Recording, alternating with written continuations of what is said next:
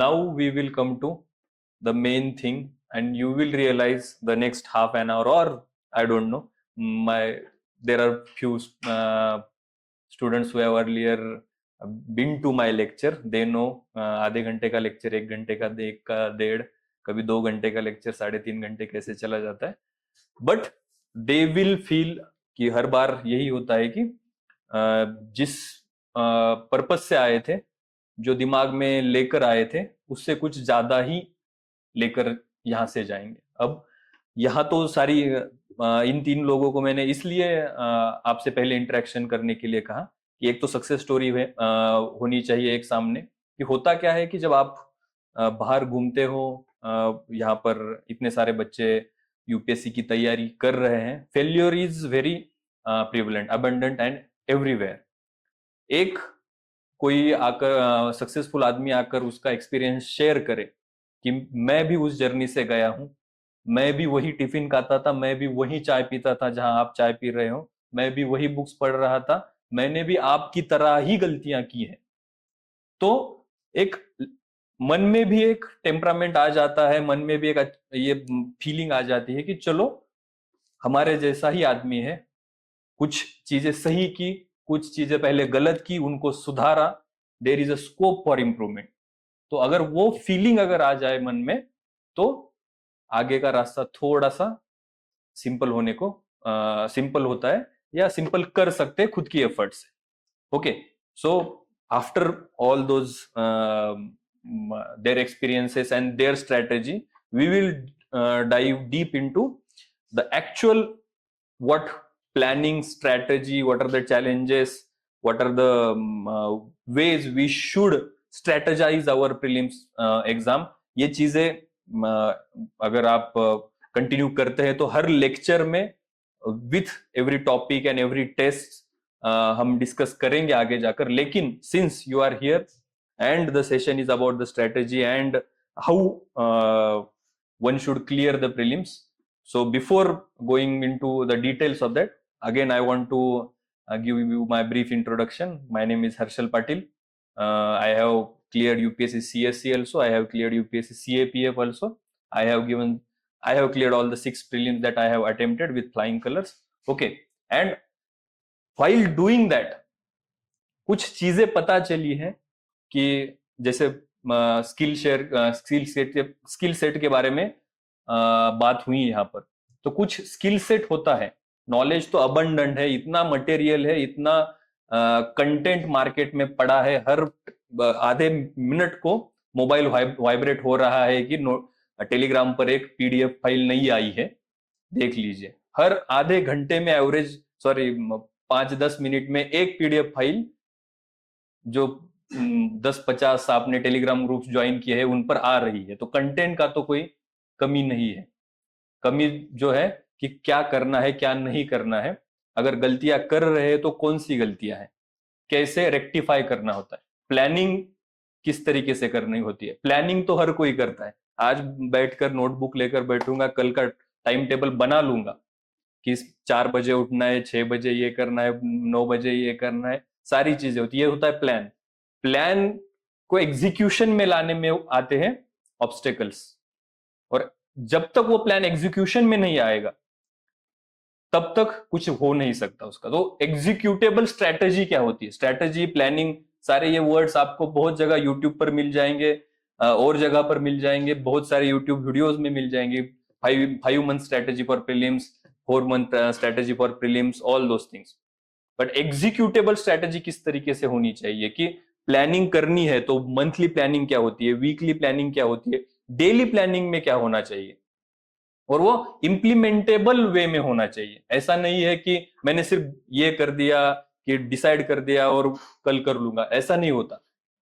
कि उस लिए एफर्ट डालना पड़ता है. कि जैसे ही मैंने डिसाइड किया है कि अगले हफ्ते में मैं एनवायरमेंट करूंगा या कोई भी एक सब्जेक्ट कर लूंगा, तो कल अगर एमसीक्यू सॉल्व करने हैं, कल जो करना है हमें, उसके नोट्स इस रात को ही बनाकर रखने, या कौन सी बुक पढ़नी है वो साइड में रखनी है, कौन से एमसीक्यू सॉल्व करने हैं कल वो साइड में रखने हैं. कल सुबह उठकर चाहे वो आप मेडिटेशन से शुरुआत करो, या फिजिकल एक्सरसाइज से करो, या बिना एक्सरसाइज के भी दिन की शुरुआत करो, लेकिन क्या स्ट्रेटेजी रहेगी, 7 से 11 बजे तक मेरा क्या प्लान रहेगा, 11 से 3 बजे तक क्या प्लान रहेगा, कौन से सेशन में मेरा लंच होता है, कौन से सेशन में मेरा ब्रेकफास्ट होता है, किस तरीके से कितने पेजेस प्लान करने हैं, किस तरीके से वो कंप्लीट करना है।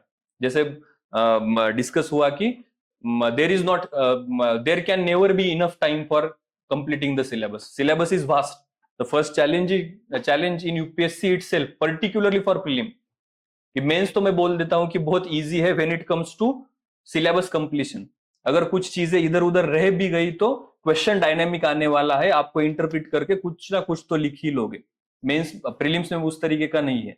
सिलेबस में 8-9 पॉइंट दिए हैं आपको, एब्स्ट्रैक्ट और एकदम ओपन एंडेड टॉपिक्स दिए हैं, चाहे economic policies and developmental policy इस तरीके का होगा, ज्योग्राफी एंड अदर, इस तरीके से एकदम ब्रीफ में दिए हैं पॉइंट्स, तो कुछ भी पूछ लेती है यूपीएससी। तो 6 प्रीलिम्स क्लियर करने के बाद अगर मैं 2025 की प्रीलिम आपके साथ देने की भी तैयारी शुरू कर लूं, तो भी मुझे 40 से ज्यादा क्वेश्चन नहीं आने वाले हैं। That is the fact of the matter, कि कितनी भी पढ़ाई कर लो, होना क्या है कि आपको सारा तो कवर नहीं कर सकते आप। तो ये चीजें कुछ होती है कि आपको रियलाइज करनी चाहिए। इससे होता क्या है कि एक होता है टेम्परामेंट, बहुत सारी चीजों की अभी तक बात हुई है, इससे बनता है टेम्परामेंट। टेम्परामेंट मतलब क्या होता है, बहुत बार सुना होगा वर्ड कि टेम्परामेंट चाहिए, टेम्परामेंट पाहिजे। टेम्परामेंट मतलब होता क्या है, टेम्परामेंट का मतलब होता है sticking to your value system that you have devised during this preparation under any circumstances. I have given all those prelims between 2016 to 2022. 2016-17 straight forward full toss अच्छी प्रीलिम्स आती थी। ओके, अब देखोगे को लगेगा उस टाइम तो ऐसा नहीं था लेकिन अब जाकर, अब पीछे देखकर लगता है कि स्ट्रेट फॉरवर्ड क्वेश्चन थे। 18 से थोड़ा पैटर्न चेंज होने लगा, 20, 21, 22 में तो पूरा ही उन्होंने मुंडी नीचे पैर ऊपर इस तरीके से कुछ भी कर दिया। 74 का कट ऑफ, मतलब आप इमेजिन कर सकते हो। तो इन सारी प्रीलिम्स का जो इवोल्यूशन हुआ है, पास्ट ईयर के क्वेश्चन यूपीएससी कैसे बदल रही है, इस साल फिर से थोड़ा सा नॉर्मल जीएस फिर से आ गया, डायनेमिक स्टैटिक की तरफ यूपीएससी फिर से चली गई 2024 में। तो ये सारी चीजों का जो एनालिसिस है वो किस तरीके से एनालाइज करते हैं और उन चीजों का हम अपनी टेम्परामेंट बिल्ड करने में कैसे यूटिलाइज करते, उनको यूटिलाइज करते हैं। One I want to share one experience from my prelims in 2019 और 20, आई गेस 20। तब तक तो मैंने 3 प्रीलिम्स पास कर ली थी। That was my 4th attempt. Okay, last year मैं सिलेक्ट भी हुआ था, तो प्रीलिम्स का पैटर्न ही पूरा चेंज हो गया था, एकदम डायनेमिक और एकदम आउट ऑफ बॉक्स पेपर आया था। तो व्हेन मुझे भी थोड़ा डर लगने लगा कि एग्जाम हॉल में, जैसे पहले ही बात हुई है कि time management of those 2 hours of और the D day and also time management of the preparation, उस दिन मुझे भी टेंशन आया था। लेकिन टेम्परामेंट क्या होती है कि अब तक तो मेरी तो स्ट्रेटेजी थी कि मुझे 90-95 प्लस अटेम्प्ट करने, हर किसी की अलग अलग स्ट्रेटेजी होती थी, हो सकती है।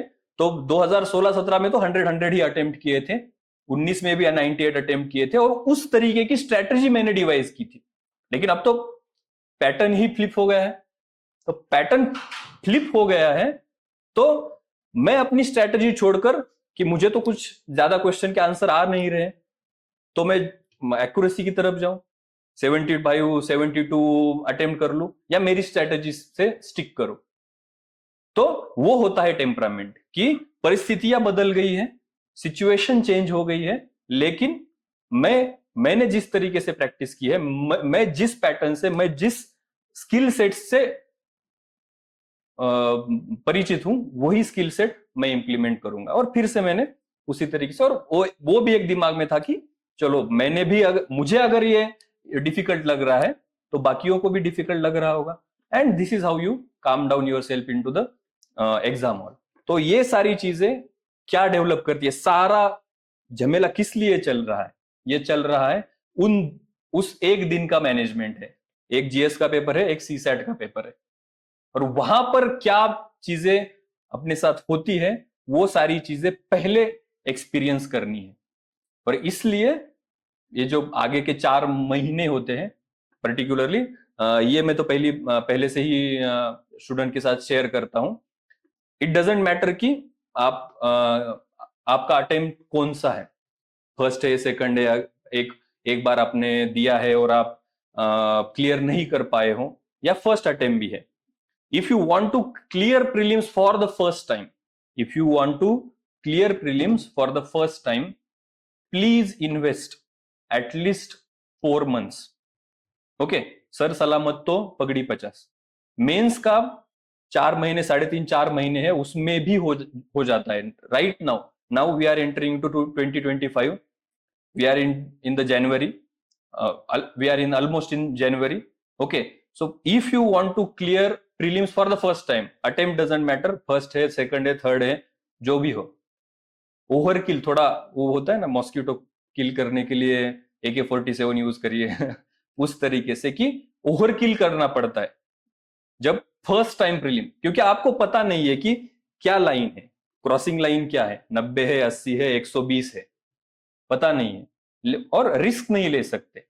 नो स्टोन अनटर्न जो स्ट्रेटेजी है कि मुझे सारी चीजें कवर करनी है, और इसका ये नहीं है कि फिर मेंस का कॉम्प्रोमाइज हो जाएगा, आगे जाकर क्या होगा। आप जितना जीएस अच्छे से कर लोगे, प्रीलिम जितना अच्छे से कर लोगे, that is my personal experience and experience of others also, you will score very good marks in mains also, mains GS also, because वहीं पर भी आपको आर्टिकल सकते हैं, सारी चीजें जो फैक्ट फिगर्स सारी लगती है, ज्योग्राफी का क्वेश्चन हो, मेंस का क्वेश्चन, हिस्ट्री का क्वेश्चन हो, पॉलिटी के क्वेश्चन हो, इकोनॉमी के क्वेश्चन हो, सारी जगह आपको facts, figures, schemes, current affairs, everything is required. Okay, so ये जो स्टडी है वो कहीं जाया नहीं होता, वो कहीं वेस्ट नहीं चला जाता। Okay, on that note let's discuss some specific things that you will that will help you in your next 4 months while you are strategizing your prelims, while you are preparing for your prelims।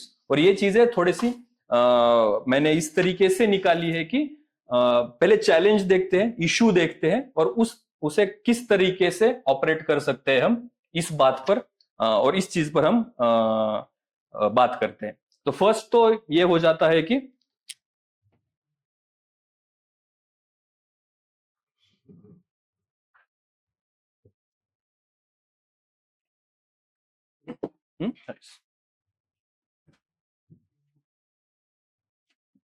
तो first thing is कि syllabus is vast, कि मतलब शुरुआत ही वही से होती है।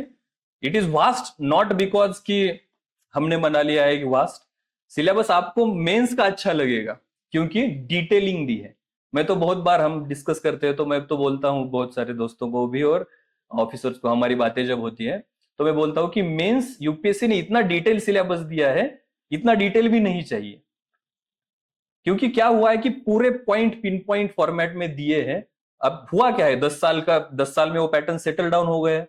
Mains preparation इतना इजी हो गया है कि इतने क्रिस्प फॉर्मेट में नोट्स आपको अवेलेबल हो जाएंगे, हर सिलेबस पॉइंट के उन पर डायग्राम्स अवेलेबल हो जाएगी, उन पर चार्ट्स अवेलेबल हो जाएंगे, best of the best intros, conclusion, committees, everything is there.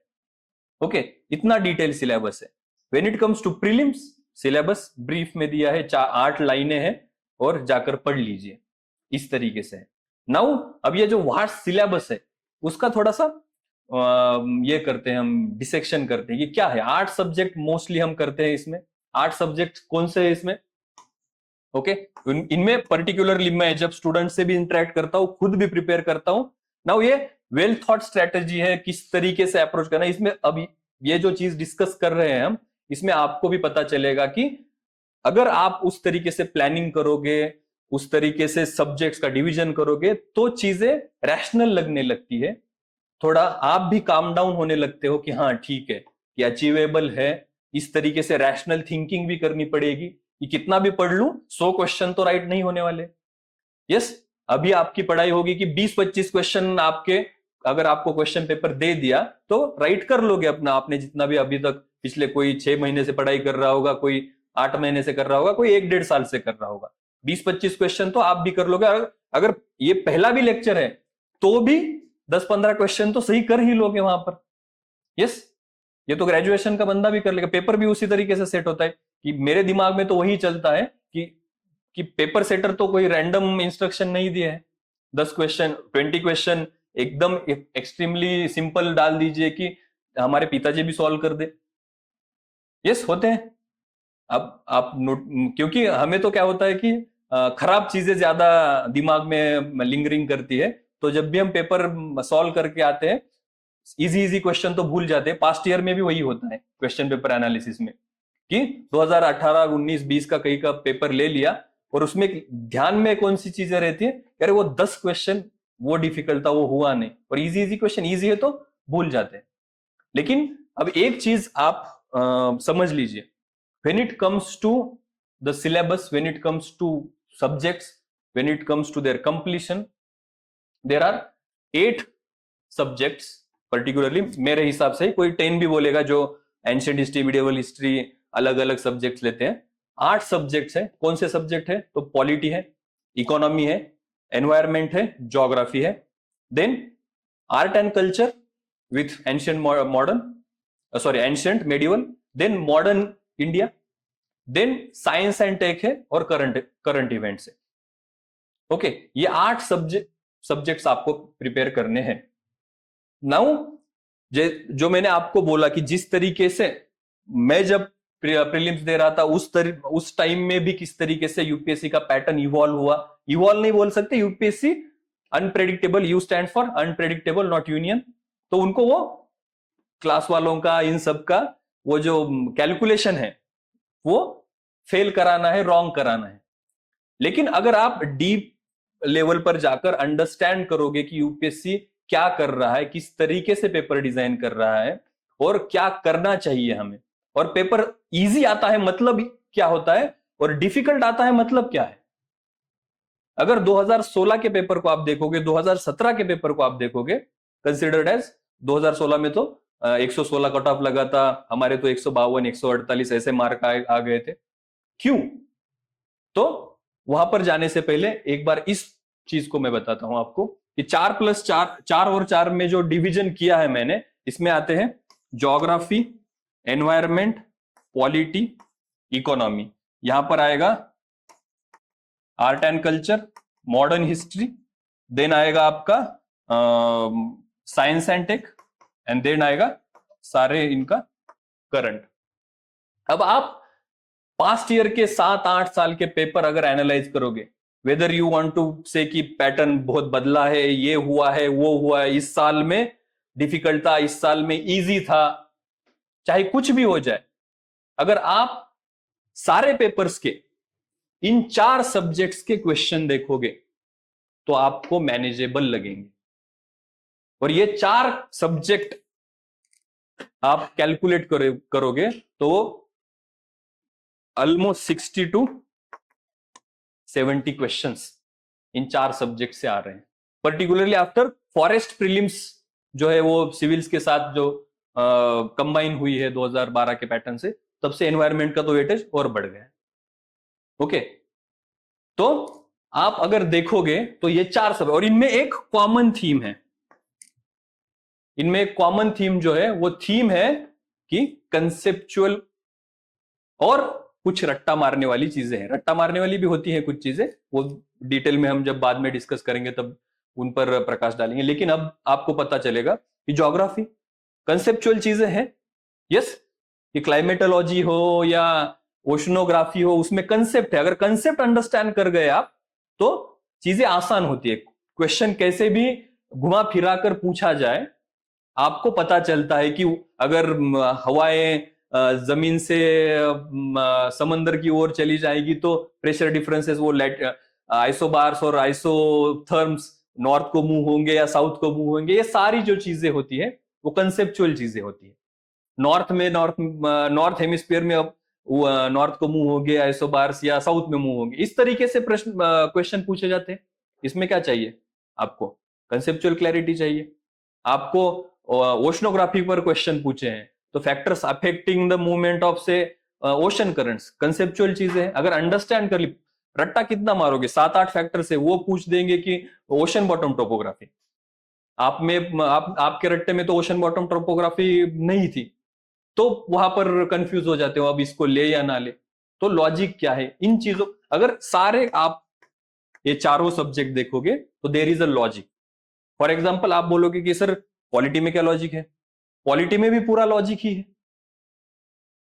कि फॉर एग्जाम्पल आप एक चैप्टर में बेसिक और फीचर्स ऑफ इंडियन कॉन्स्टिट्यूशन और characteristic features of Indian constitution पढ़ते हो कि centre with federalism with central bias, ये फीचर है। अब एक फीचर पर आपका पूरा सेंटर स्टेट रिलेशन का चैप्टर हो जाता है। 30-40 आर्टिकल है सेंटर स्टेट रिलेशन पर, 240 से शुरू हो जाता है, 290 300 तक जाता है। ये फाइनेंशियल पावर का डिस्ट्रीब्यूशन है, लेजिस्लेटिव पावर का डिस्ट्रीब्यूशन है, एडमिनिस्ट्रेटिव पावर का डिस्ट्रीब्यूशन। ये एक प्रिंसिपल आपको पता चले कि इंडिया में फेडरलिज्म किससे डील करता है, सेंटर स्टेट रिलेशन से डील करता है, कि there is a central bias in Indian federalism. तो आपको हर जगह पर दिखेगा कि हो क्या रहा है, वो ये रहा है कि how delegation of powers when it comes to administrative function works, ये यूनिलैटरली डेलीगेट कर सकते सेंटर वाले स्टेट्स को परमिशन लेनी होती है, क्यों, क्योंकि सेंटर पावरफुल है। और इन चीजों पर एक एक स्टेटमेंट आ जाता है और आपको वो फिर ऐसा होता है कि यार ये तो मैंने रट्टा मारा ही नहीं था, ये किया ही नहीं। तो एक प्रिंसिपल पर आपका पूरा एक चैप्टर और इस इतने सारे 40-50-60 आर्टिकल उस एक आर्टिकल पर एक प्रिंसिपल पर बेस्ड होते हैं। फंडामेंटल राइट्स किस तरीके, एब्सोल्यूट है या नहीं है, उनका प्रोटेक्शन किस तरीके का है, छोटी छोटी जो चीजें हैं। इमरजेंसी का प्रिंसिपल क्या है, वो जो अगर आपको बेसिक स्ट्रक्चर इसेंस समझ में आ जाए, वो एक कंसेप्ट होता है, उस पर आपका सारा पॉलिटी हो जाता है। इसलिए मैं बार बार बोलता हूं स्टूडेंट्स को भी कि it is a crime to get a polity question right wrong if it is coming from Laxmikanth, और मोर और लेस लक्ष्मीकांत से ही आ जाता है स्टैटिक वाला। Same goes with geography, environment and even economy also. Economy भी आप अगर जाकर देख लीजिए, क्वेश्चन कंसेप्चुअल है, एक हाथ दूसरी बार कहीं तो नंबर वगैरह पूछा होगा, वो भी नंबर भी आपको लॉजिकली पता चल जाता है। तो ये 4 सब्जेक्ट के आप चाहे वो 2016 के क्वेश्चन देखो या 2000 जब पूरा ही पैटर्न ऊपर नीचे हुआ था 2020, 21, 22 में, तब के क्वेश्चन देखो। और ये इसलिए नहीं कि ये कोई 100% रूल है, इसमें 19-20 भी होगा वहां पर जाकर कि कभी 60 आएंगे, कभी 70 to 75 क्वेश्चन भी आ जाएंगे, और ये कंसेप्चुअल स्टैटिक पार्ट है। लेकिन इससे होता क्या है, एक स्ट्रैटेजिक अप्रोच मिलता है प्रिपरेशन को, और एक मेंटल स्टेबिलिटी मिलती है कि चलो यार ये 4 सब्जेक्ट अच्छे से कर लिए हैं, ये 4 सब्जेक्ट पर अभी महारत हासिल करने की कोशिश की है हमने, और अभी लग रहा है कि कभी तो 18, और इनमें क्या होता है कि 15 to 20 क्वेश्चन आपको दिख जाएंगे। थोड़ा ज्योग्राफी में अभी कम चल रहे, 10-12 क्वेश्चन आते हैं, लेकिन वो मैपिंग और इंटरनेशनल रिलेशंस में कवर हो जाता है थोड़ा बहुत। ओके, लेकिन अगर आप वो देख लोगे कि आपको फिर टारगेट मिल जाता है कि ये टेस्ट जो सॉल्व कर रहे हैं हम, जो एमसीक्यू जो सॉल्व कर रहे हैं, उसमें कहां पर मुझे मैक्सिमम एक्यूरेसी लानी है और कहां पर मुझे कुछ टेंशन लेना भी है, तो किन सब्जेक्ट का टेंशन लेना है। उसी की कंपैरिजन में आप यहां आओगे, बहुत सारे लोग बोलेंगे कि इनमें से साइंस एंड टेक हो या करंट में इंटरनेशनल रिलेशन, आईआर हो, ये चीजें बहुत इजीली हो जाती है। हर किसी का अलग अलग, अगेन क्या आई एम टेलिंग यू कि किसी का पॉलिटी में इंजीनियर है तो किसी को एक आध सब्जेक्ट इसमें से भी टफ लगता होगा। एक आध इंजीनियर आईआईटीएन है या अच्छे इंजीनियरिंग कॉलेज का स्टूडेंट है, उसको साइंस एंड टेक आसान लगता होगा। जैसे मुझे फॉर एग्जांपल पॉलिटी और इकोनॉमी में मुझे जैसे लगते हैं, एक आध इंजीनियर को साइंस एंड टेक उस तरीके से लगता होगा। उसका प्रिंसिपल होगा कि यार साइंस एंड टेक का अगर क्वेश्चन आया है और वो मुझसे गलत हो जाए तो वो पाप है। समझ रहे हो? लेकिन ऑन एन एवरेज ये जो क्वेश्चंस है, इन्हें मैं बोलता हूं कि जितना इनपुट दोगे उतना डिलीवर नहीं कर पाते, और जहां भी आप क्वेश्चन पेपर डिफिकल्ट या यूपीएससी ने बाजी पलटी है, वहां पर आप देख सकोगे कि आर्ट एंड कल्चर में कहीं तो यूपीएससी घुस गई और कहां पर एकदम सेक्ट के भी सब सेक्ट में गए हैं। ओके, कभी कभी महाराष्ट्र के स्टूडेंट फॉर्चुनेट थे कि महाराष्ट्र के सब सेक्ट और सोशल रिफॉर्मर लोकल क्वेश्चन उन्होंने पूछ लिए। ओके, लेकिन art and culture, modern history, science tech और करंट, करंट तो इन सारे सब्जेक्ट्स के पेजेस जितने बनेंगे और अगर आप वो फोमो वाली मेंटेलिटी के मेंटेलिटी को अगर सब्सक्राइब करते हो, यहां पर अगर दिख गया 365 पीटी 365, चले जाओगे 1000 1500 पेजेस का पीटी 365 लेकर आओगे, या मंथली मैगजीन, वो भी 1000 1500 पेजेस के हो जाते हैं। यस, वो भी इतने डिटेल में हो गए कि उस टाइम तो 50-60 पेजेस में मंथली मैगजीन कवर होता था, अब 180 पेजेस 200 पेजेस तक मंथली मैगजीन ही गया है। ओके, अब उसमें से खोदो पहाड़ ढूंढो चूहा, उस तरीके से वो हो जाता है। यस, डेफिनेटली कि आप जितना, इसका ये मतलब नहीं है कि ये करना नहीं है, इसका ये मतलब है कि मेंटल सेटअप किस तरीके से होना चाहिए, किस चीज का कितना टेंशन लेना चाहिए, टेंशन किस चीज का लेना चाहिए कि क्वेश्चन लक्ष्मीकांत से आया और मैं गलत कर रहा हूं 2-3 बार पढ़ने के बाद, तो स्ट्रेटेजिक रिवीजन किस तरीके से होनी चाहिए, इसलिए मैनेज करना जरूरी होता है।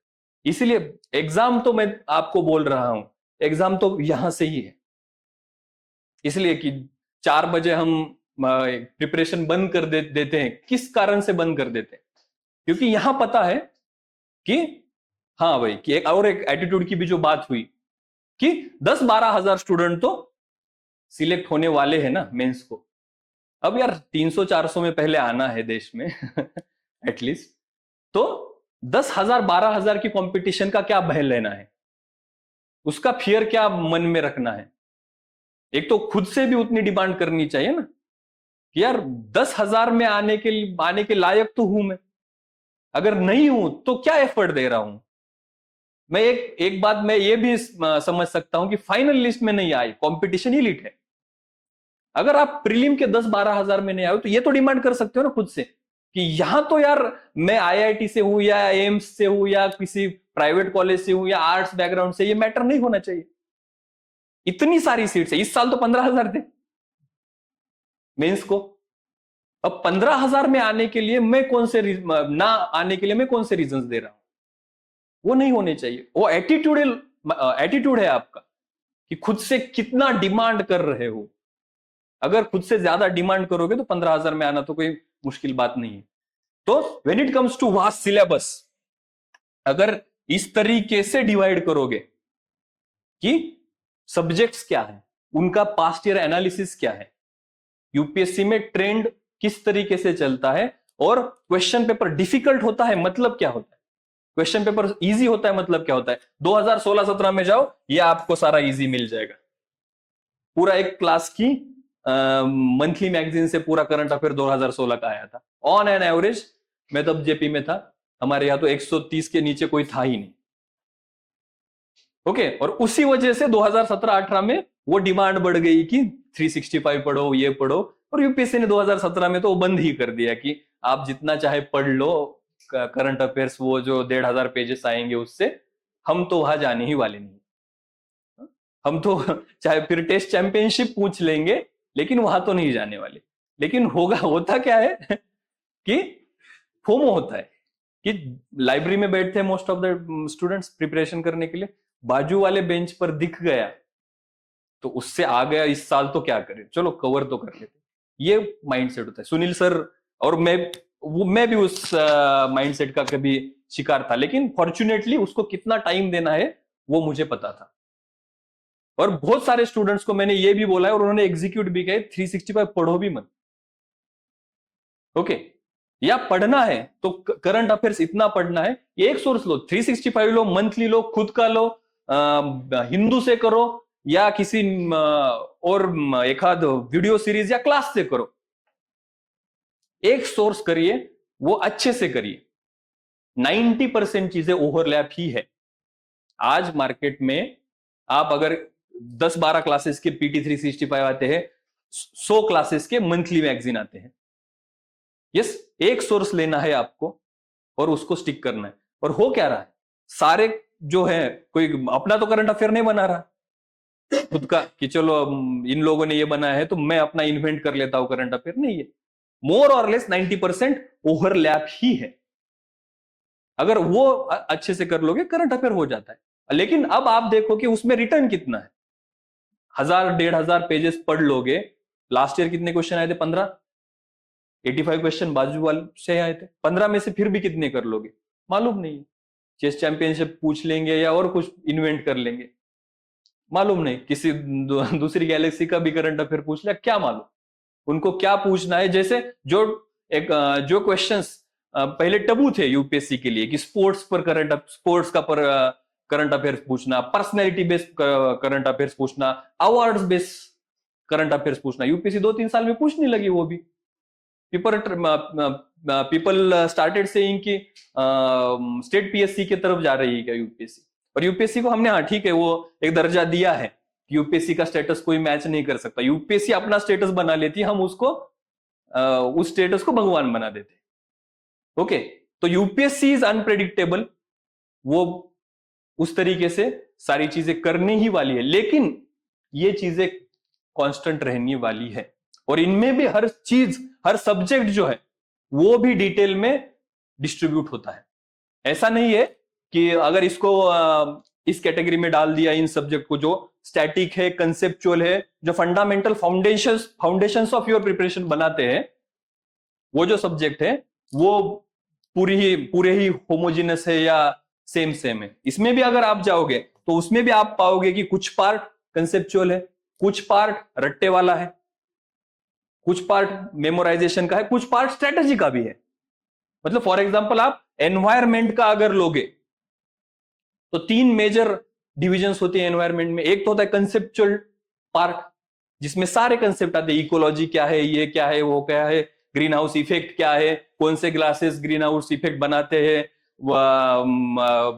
वाटर का ये कौन सा इंडेक्स होता है, ऑक्सीजन वाला, ठीक है। बहुत सारे कंसेप्ट है, क्लाइमेट चेंज रिलेटेड कंसेप्ट है, एसिड ओशन एसिडिफिकेशन, ये वो सारी चीजें हैं, वो एक पार्ट है। फूड चेन, फूड वेब, बहुत सारे कंसेप्ट है। दूसरा पार्ट आता है गवर्नमेंट का।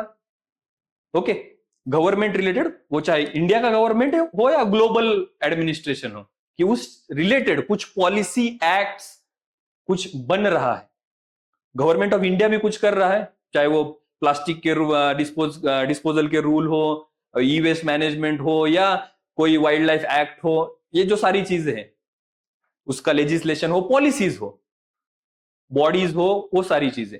और उसी टाइम ग्लोबल लेवल पर भी कुछ चल रहा है, तो वो एक पार्ट हो गया। और लास्ट तीसरा पार्ट क्या होता है एनवायरमेंट का? तीसरा पार्ट होता है बायोडाइवर्सिटी रिलेटेड। तो उसमें आपके एनिमल, फ्लोरा, फौना, वो सारी चीजें उनसे रिलेटेड, नेशनल पार्क्स, ये सारी, तो उसका भी है। तो आप देखोगे कि अगर हम सब्जेक्ट को इस तरीके से डिवाइड करेंगे तो आपको पता चलेगा कि कहां पर किस तरीके से प्रिपरेशन करना है, कहां पर नोट्स बनाने हैं, कहां पर अंडरलाइन कर भी चल जाएगा हमारा सोर्स। ओके, कहां पर मैपिंग ओवरलैप हो सकती है, और इससे होता है इंटरकनेक्शन। इससे जैसे जैसे एक एक स्टेप करते जाओगे आपको पता चलेगा कि फर्स्ट कंसेप्चुअल अंडरस्टैंडिंग लगेगा, दूसरे में कंसेप्चुअल भी लगेगा, for example policies and acts है, और थोड़ा रट्टा भी लगेगा। तीसरे में थोड़ा ये लगेगा, कंसेप्चुअल लगेगा, लेकिन मोस्ट ऑफ द टाइम आपको प्रैक्टिस और कुछ चीजें रटनी भी पड़ेगी कि हाँ, कि कौन सी लिस्ट है क्रिटिकली एंडेंजर्ड स्पेसीज की, वो कहां कहां मिलते हैं।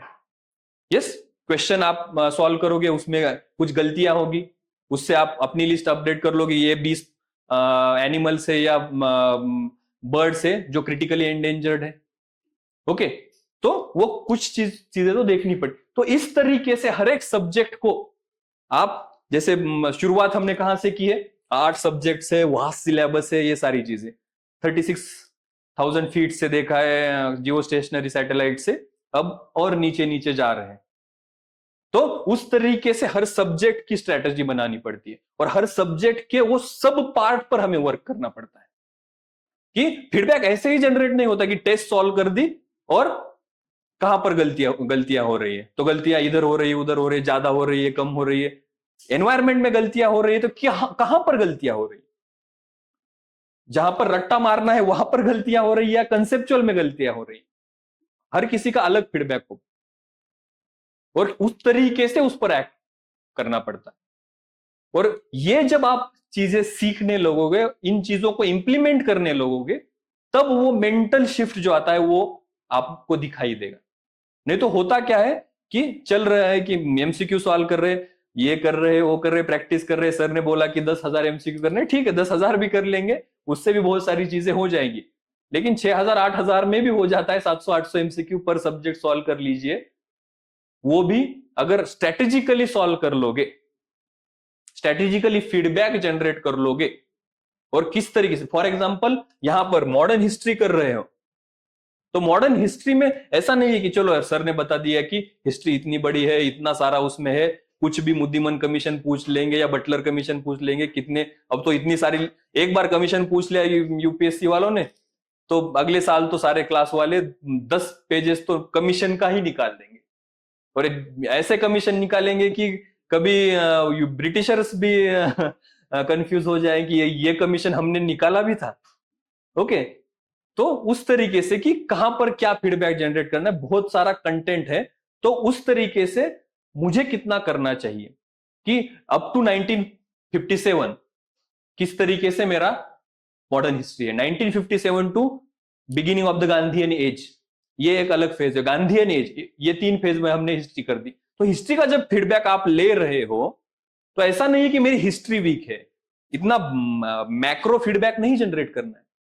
फीडबैक इस तरीके से जनरेट करना है कि कुछ वर्केबल इनपुट्स हम उसको दे सके, कि नेक्स्ट टाइम जब रिवीजन पर हमने वैभव सर ने बात की थी कि रिवीजन जब करनी है नेक्स्ट टाइम, तो वो रिवीजन फर्स्ट रीडिंग जैसी लीनियर नहीं होगी। उस टाइम कहां पर ज्यादा रुकना है, कहां पर सी थ्रू गो थ्रू करना है कि हाँ ठीक है, यहां पर तो कंसेप्चुअली भी पता है, यहां पर का लॉजिक भी डेवलप हो गया है मेरा, अब मैं आगे चलता हूं, मुझे कहां पर ज्यादा रुकना है, तो चलो मैं कंफ्यूज होता हूं 1940 टू 1947 में, जब मेरे ज्यादा गलत आ रहे हैं कि क्रिप्स में क्या बोला था और इसमें क्या बोला था, कि कहां पर डोमिनियन स्टेटस है, कहां पर ये मैं भी कंफ्यूज होता हूं अब भी, तो वहां पर मुझे ज्यादा टाइम देना, ये होता है फीडबैक।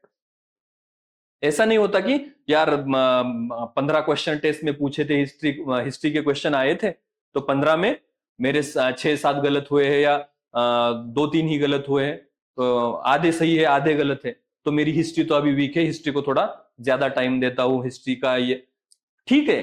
फीडबैक गलत है क्या? ये नहीं है, लेकिन फीडबैक आपको कुछ वर्केबल इनपुट दे रहा है क्या? नहीं है। फिर आप क्या करोगे, जो भी आपके पास 200-300 पेजेस है उसी को फिर से शुरू कर दोगे, हिस्ट्री ये है वो है, इस तरीके से पूरा लीनियर फिर से एक बार पढ़ लोगे।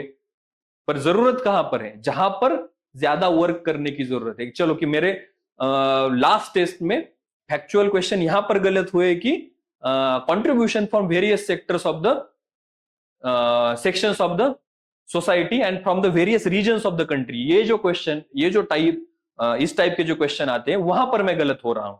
फॉर एग्जाम्पल पीजेंट मूवमेंट्स है, ट्राइबल मूवमेंट्स है, या और कोई रिवोल्यूशनरी मूवमेंट्स है, या नॉर्थ ईस्ट या साउथ में जो नेशनल मूवमेंट चल रही थी, उस पर मेरे क्वेश्चन गलत हो रहे हैं। तो ये होता है वर्केबल, आप कुछ तो जनरेट कर रहे हो जिससे पर आप वर्क कर सकते हो। वर्क करना मतलब क्या है? आप कि लास्ट टाइम पढ़ा था, कुछ रिवीजन भी किया था, अब क्या है कि पीजेंट मूवमेंट, ट्राइबल मूवमेंट के क्वेश्चन गलत हो रहे हो, और वो किस लेवल पर जा रहे हैं क्वेश्चन पूछने में, तो उस लेवल पर जाकर कुछ मैं टेबल बना सकता हूं क्या, और वो मैं खुद से टेबल बना सकता हूं क्या, उनमें कुछ लिंक्स बना सकता हूं क्या, ये चीजें बहुत इंपॉर्टेंट हो जाती है। इसलिए खुद का एफर्ट भी बहुत ज्यादा जरूरी है। अभी तो इतना रेडीमेड आया है। फॉर एग्जाम्पल एक एग्जाम्पल देकर आपको बताने की कोशिश करूंगा।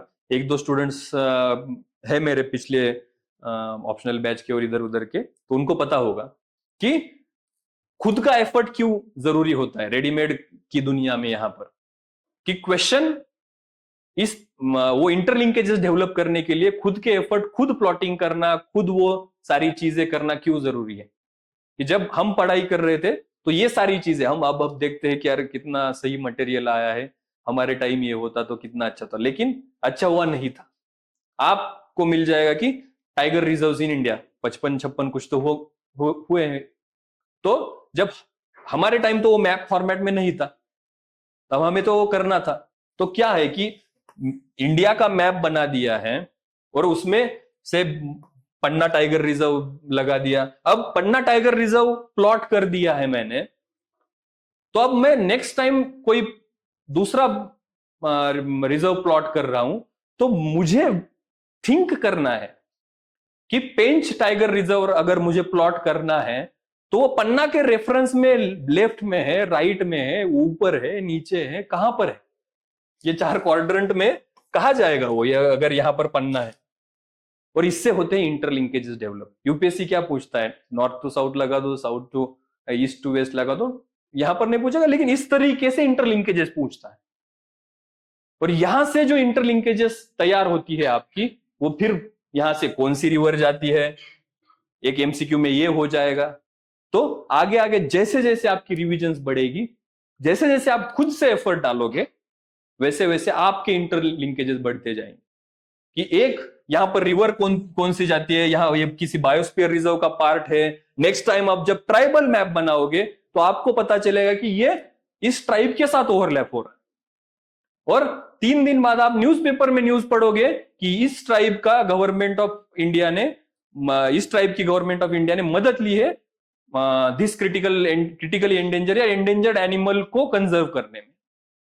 तो एक पूरा सर्कल क्रिएट हो जाता है इन सारी इंफॉर्मेशन का, उस सारी इंफॉर्मेशन का जो आपने एक शुरू की थी एक बेसिक पॉइंट से। और ये सारी हर, ना कि नेशनल पार्क और इस टाइगर रिजर्व इसी पर सीमित नहीं है, ये पॉलिटी में है, ये इकोनॉमी में है, ये एनवायरमेंट में है, सारी जगह है। There is a logic to it. अगर वो लॉजिक आप समझ रहे हो, क्योंकि नहीं तो लगता है कि हर चीज रट्टे वाली ही लगती है। फॉर एग्जाम्पल 1970s में भारत में एनवायरमेंट, भारत में क्या पूरी दुनिया में एनवायरमेंटल अवेयरनेस शुरू हो गया, साइलेंट स्प्रिंग बुक, वो सारी चीजें।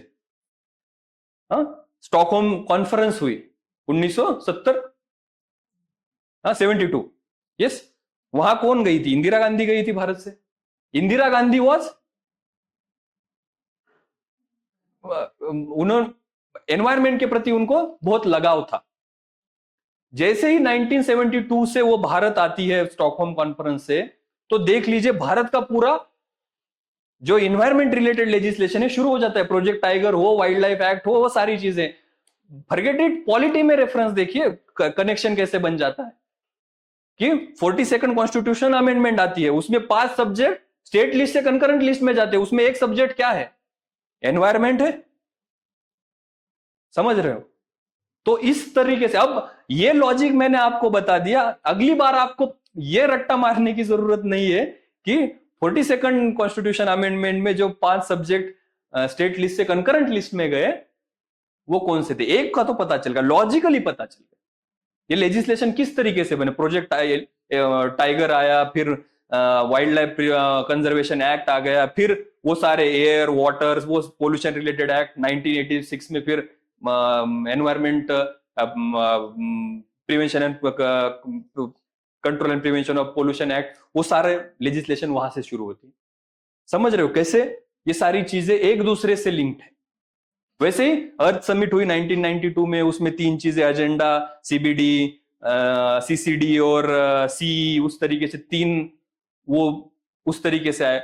उसी का आप देखोगे कि वो कार्टाजिना और नागोया प्रोटोकॉल में जीन और हजार्डस वेस्ट, उस तरीके से कौन से सॉरी जीन रिलेटेड रिसर्च से जो भी आई डेवलपमेंट, नॉलेज डेवलपमेंट होगी, वो लोकल लोगों के लिए कंजर्व करने के लिए उसका एक्सप्लॉयटेशन ना हो, इसलिए वो नागोया कार्टाजिना, वो उस तरीके के प्रोटोकॉल में उसी वक्त आपको वो 2000 में बनेगा। 2002 में आपको बायोलॉजिकल डाइवर्सिटी एक्ट मिलेगा भारत में, उसका इंप्लीमेंट वर्ल्ड में हो रहा है, भारत में भी हो रहा है।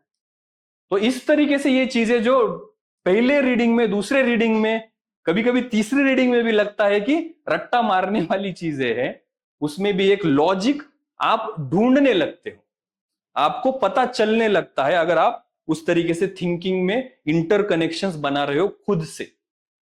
आपको जो चीजें कभी लगेगी कि ये तो पूरा ही रट्टे वाला है, उसमें भी आपको पता चलेगा कि उसमें भी लॉजिक है, उसमें भी कंसेप्ट है कि क्यों ये सिविल सर्विसेज का इवोल्यूशन इस तरीके से ही हुआ है मॉडर्न हिस्ट्री में, कि 21 का 19 कब हुआ, 19 का फिर से 21, भारत में पहली बार सिविल सर्विसेज की एग्जाम कब हुई, सिविल सर्विसेज का नंबर कब हमारे इंडिजिनियस लोगों का बढ़ा, वो जो सीक्वेंस है उसमें भी आपको लॉजिक पता चलेगा। हर चीज में आप लॉजिक ढूंढने की कोशिश करोगे, इसीलिए चाहिए कंसिस्टेंसी, सब्जेक्ट का नॉलेज। नॉलेज तो रीडिंग के साथ आ ही जाएगा, लेकिन खुद से जो एफर्ट डालना होता है उसे, कि एक लॉजिक, फॉर एग्जांपल अभी जो जो हमने चीजें डिस्कस की, फॉर एग्जांपल 1869 या उसमें जो कमिटी बनी थी सिविल सर्विसेज से रिलेटेड, अभी तो नाम याद नहीं है, उसने 21 से 19 कर दिया एज कॉम्पिटिटिव एग्जाम में अपियर करने का। तो ऐसा कौन करेगा, लिबरल वाले करेंगे या कंजर्वेटिव वाले करेंगे यूके में? तो हमें लिटन रिपन पता है, लिटन जो था वो कंट्रोवर्शियल था, रिपन जो था वो थोड़ा लिबरल था, ये हमने थोड़ा बहुत पढ़ा है। यस, तो हमें वो लॉजिक पता चलते, इससे हम फिर बैक स्टोरी भी ट्रैक करते हैं कि ब्रिटेन में क्या चल रहा है, ब्रिटेन में किस किस तरीके का गवर्नमेंट उधर बदल रहा है, और किस तरीके से इंडिया की पॉलिसी भी बदल रही है। अब इतनी डिटेल में जाने की जरूरत नहीं है, हमने तो बहुत साल बिताए हैं तो वो पता चल जाता है, लेकिन you will reach that stage if you have consistency, if you have the proper understanding कि किस सब्जेक्ट में क्या करना है, इंटर रिलेशंस किस तरीके से बनाने। हर चीज तो एक दिन में नहीं बता सकता, बहुत सारी इतने सारे इनपुट्स है हर सब्जेक्ट पर कि वो एक एक एग्जांपल भी देने बैठूंगा तो रात भी कम पड़ जाएगी, लेकिन बाकी के भी पॉइंट हमें कवर करने। तो सिलेबस का आपको पता चला कि किस तरीके से एक बर्ड्स आई व्यू से शुरुआत करनी है, कि प्रीलिम्स है 8 सब्जेक्ट्स है, वो 8 सब्जेक्ट्स को मैं 4-4 में डिवाइड करता हूं। ये सब्जेक्ट इस तरीके के हैं, ज्योग्राफी, एनवायरमेंट, पॉलिटी, इकोनॉमी, इस किस तरीके के कंसेप्चुअल है, स्टैटिक है, डायनेमिक भी होगा तो कंसेप्चुअल ही डायनेमिक होगा। कि यूपीएससी अगर पूछेगी भी कि 4 साल में ये ट्रेंड इस तरीके से है, वो ट्रेंड इस तरीके से है, डाउन है, अप है, इंक्रीजिंग है, डिक्रीजिंग है, उसमें भी लॉजिक होगा। तो यहां पर अगर 15, 18, 20 क्वेश्चन आ रहे तो हमारा टारगेट होना चाहिए कि हम 85-90% एक्यूरेसी तक पहुंचे। इस तरीके से हम वो चीजें हमारे लिए टारगेट करते हैं, समझ रहे? तो ये 4, और यहां पर हमें पता है कि आर्ट एंड कल्चर एंशियंट है, मिडिवल है, मॉडर्न का भी art and culture of India है, उसमें भी इंस्टीट्यूशंस है, आर्ट ऑफ इंडिया है, सारी चीजें हैं, बहुत सारा है। कब क्या पूछेंगे पता नहीं है, दादू दयाल जी पर क्वेश्चन पूछ लेंगे, संत तुकाराम पर क्वेश्चन पूछ लेंगे, या विध्वंस विटाल पर क्वेश्चन पूछ लेंगे। अच्छा था कि हम महाराष्ट्र के थे तो पता चला कि मराठी शब्द दिख रहा है तो मराठी पर्याय लगा देते हैं, क्योंकि महात्मा फुले जी का तो सारा हमें पता था कि ये उनका वर्क, लिटरेरी वर्क है, तो ये तो नाम कभी नहीं सुना था, तो दूसरा जो रिमेनिंग बचा तो महाराष्ट्र के लिए थोड़ा एडवांटेज हो गया। लेकिन बाकी लोगों का सोच लीजिए कि किस तरीके से उनको क्या है ये विध्वंस विटाल विध्वंस। यस, 2022 थे, 21-22 में क्वेश्चन आया था, यस याद है, देखे पास्ट ईयर के क्वेश्चन। तो कुछ भी पूछ सकती है यूपीएससी। तो इस तरीके के ये जो 4 सब्जेक्ट है, आई एम नॉट सेइंग कि आप इसमें स्कोर नहीं कर सकते, आप अपना देख लीजिए। आप आईआईटी से हो, साइंस एंड टेक आपके लिए इजी है। क्यों? क्योंकि आपने कभी तो सीईटी में फिजिक्स, केमिस्ट्री एकदम डीप में किया है, आपको पता है कि कॉपर सल्फर को रिप्लेस करता है या सल्फर कॉपर को रिप्लेस करता है, कौन सी उस रिएक्शन में कौन सा ज्यादा रिएक्टिव है, सारा पता है आपको। तो उस लॉजिक से आप सॉल्व भी कर लोगे, टेक्नोलॉजी आपने कॉलेज में पढ़ी है। आई एम नॉट सेइंग कि आप स्कोर नहीं कर सकते। फॉर अ जनरल क्राउड यहां पर क्या है, एफर्ट ज्यादा है और उसका मार्क्स में conversion, there is a big difference. और कभी इजी भी आ सकता है, तो पेपर इजी कब होगा, ये इजी आ गया तो ओवरऑल पेपर इजी हो जाएगा। अगर पेपर डिफिकल्ट है तो most of the time there is a high chance कि ये टॉपिक्स डिफिकल्ट होंगे। ये तो आपको लॉजिक, आपका स्टैटिक आपका रट्टा, ये सारी चीजें, इंटरकनेक्शन, ये आपको तो मास्टर करने ही है इस तरीके से। और उसमें भी जैसे हमने देखा कि एक एक सब्जेक्ट को हमें डिवाइड करना है। अगर आप टाइम टेबल देखोगे, आई होप वो पीडीएफ देखी होगी या जाते वक्त टाइम टेबल भी लेकर जाइए, उसमें आपको ये सब्जेक्ट की डिवीजन मैंने उस तरीके से की है कि हर सब्जेक्ट का किस तरीके से क्या क्या करना चाहिए। फॉर एग्जांपल इकोनॉमी है तो इकोनॉमी का पहला सेक्शन क्या होगा, कंसेप्चुअल होगा। दूसरा सेक्शन जो होगा वो इंफ्रा सेक्टर्स ऑफ इकोनॉमी उस रिलेटेड होगा कि एग्रीकल्चर में क्या चल रहा है, इंफ्रा में क्या चल रहा है, इंडस्ट्रीज में क्या चल रहा है, उस तरीके से उसमें स्कीम्स क्या है, ये क्या है, वो क्या है, वो सारी चीजें। और तीसरा सेक्शन इंटरनेशनल रिलेटेड की बैलेंस ऑफ पेमेंट से लेकर आईएमएफ एंड वर्ल्ड बैंक तक, वो सारी चीजें। तो इन इकोनॉमी में भी जब फीडबैक जनरेट कर रहे हो तो ऐसा नहीं फीडबैक जनरेट करना है कि मेरी इकोनॉमी स्ट्रांग है, मेरी इकोनॉमी वीक है। इकोनॉमी में क्या है, कंसेप्चुअली वीक हूं तो कंसेप्ट अच्छे से पढ़ने पड़ेंगे। अगर ये दूसरा पार्ट जो है sectors of economy, infrastructure of economy and all those thing, उसमें अगर मेरे क्वेश्चन गलत आ रहे हैं, स्कीम्स ऑफ, तो मुझे कंसेप्ट को तो ठीक है रीड कर ही लेंगे, पर यहां पर मुझे कुछ मेमोरी टेक्निक्स यूज करके भी कुछ एक्स्ट्रा करना पड़ेगा कि चीजें कवर करने के लिए। फॉर एग्जांपल कि एक्सपोर्ट, चाहे थर्ड सेक्शन में हो कि एक्सपोर्ट की डेस्टिनेशन की कंट्रीज का रैंक क्या है, टॉप एक्सपोर्टिंग गुड्स क्या है, इंपोर्टिंग गुड्स क्या है, इंपोर्टिंग के सोर्सेस क्या है, सबसे ज्यादा इंपोर्ट किस कंट्री से करते हैं। तो ये जो चीजें है वो कंसेप्चुअल भी आप अंडरस्टैंड कर सकते हो और कुछ चीजें आपको बार बार पढ़कर दिमाग में भी भरनी पड़ती है। तो उस तरीके का फीडबैक भी जनरेट होना चाहिए। समझ आए? तो जो वह सिलेबस का जो पॉइंट आता है वो इस तरीके से आपको टैकल करना है। फिर आता है आगे जाकर, बहुत बार इस पर तो बात बहुत सारे लोगों ने की ही है, प्लानिंग एंड स्ट्रेटेजी।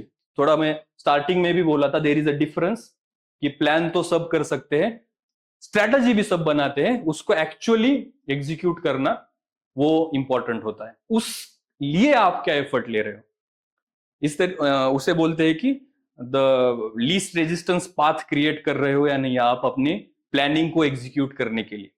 और वो लीस्ट रेजिस्टेंट पाथ होता है कि आपने एमसीक्यू का कलेक्शंस करके रखा है, आपने मिनिमम सोर्सेस पकड़कर रखे हैं, आप अच्छे से आपने कुछ एक्सटर्नल अकाउंटेबिलिटी बनाई है कि कुछ आपका दोस्त है, आपका ग्रुप है, या कोई भी चीज, आपका मेंटोर है, आपकी टेस्ट सीरीज है, आपका कुछ भी हो सकता है कि वो तो मुझे मिस नहीं करना है, वो तो मेरा एक्सटर्नल प्रेशर है कि मैं परफॉर्म करूं, मैं जाऊं, चाहे कुछ भी हो, वो तो मैं एक्सटर्नली, या खुद का एक मैकेनिज्म होता है कंट्रोल का, अकाउंटेबिलिटी का, कुछ एक्सटर्नल मैकेनिज्म भी होता है।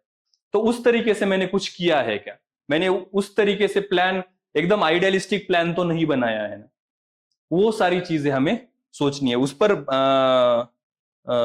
बात कर सकते हैं। प्रायोरिटाइजिंग द सब्जेक्ट तो मैंने अभी बोल ही दिया है, लेकिन आगे जाकर अब ये प्लानिंग और एग्जीक्यूशन का एक एग्जांपल देता हूं मैं कि जनरली हम 4 से 5 मंथ है हमारे हाथ में, तो एक जैसे हमने सब्जेक्ट्स का भी देख लिया कि 36,000 से हम जब देख रहे हैं जियो स्टेशनरी से तो वो अच्छा ही लगता है। बाद में जैसे जैसे डीप में आते तो 5 मंथ है, 4 मंथ है, उसके बीच में आकर एक मंथली प्लानिंग क्या है मेरी, वीकली प्लानिंग और टारगेट्स क्या है, और डेली प्लानिंग क्या है। ओके, इसमें बाद में डिटेल में डिस्कस करेंगे, लेकिन एग्जीक्यूटेबल फॉर्म में लाना मतलब क्या है। For example in my case, okay, और ये मैंने बहुत मेरे भी स्टूडेंट्स को, मेंटीज को मैंने ये स्ट्रेटेजी या ये चीजें बताई है। तो उसमें मेरा एक सिंपल फंडा था कि 8 घंटे मैं घर पर रहता हूँ, 8 घंटे सोता हूँ, चाहे घर पर हूं या लाइब्रेरी में हूं, कहीं पर भी हूं, सुबह 7 बजे से रात को 11 बजे ये अवेलेबल आवर्स है मेरे लिए। ओके, अगर कोई रात को पढ़ता है तो उसका अलग होगा, लेकिन आई वुड रिकमेंड कि ये आदत डाल लीजिए, चाहे 8 से 12 कर लीजिए या 7 से 11 कर लीजिए। ये अवेलेबल आवर्स है हमारे लिए कि जो हम एग्जीक्यूट और इंप्लीमेंट करने के लिए यूज कर सकते हैं, यूटिलाइज कर सकते हैं। अब 16 आवर्स से तो पूरा तो नहीं हो सकता, लेकिन हमारा होता क्या है, कि प्लान बनता है आइडियल, वो एग्जीक्यूट नहीं हो पाता। कहीं तो स्पेसिफिक टाइम डाल देंगे कि इस टाइम को नाश्ता करेंगे, हाँ, और फिर ऐसा होता है कि यार रिदम तो अच्छा है, अब नाश्ता कैसे करने जाऊं मैं। ओके, तो फ्लेक्सिबिलिटी भी होनी चाहिए उस प्लान में। तो मेरा दिन इस तरीके से था, मैंने बहुत सारे स्टूडेंट्स को भी मैंने अपने बताया है ये कि 7 से 11, 11 से 3, 3 से 7, 7 से 11,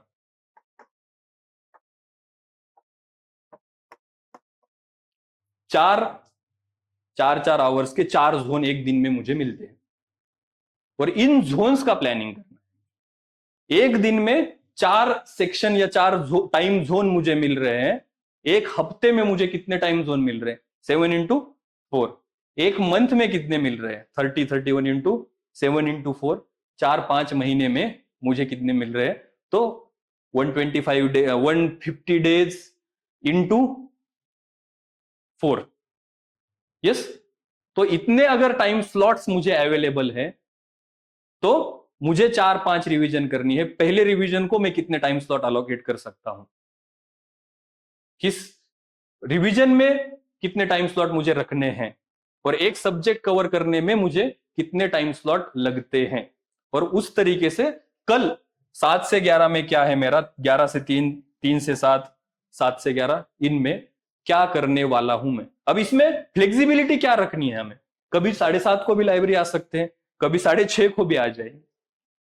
ओके, मेरा था कि मैं 7 को आता था, 9 बजे मैं नाश्ता करने जाता था।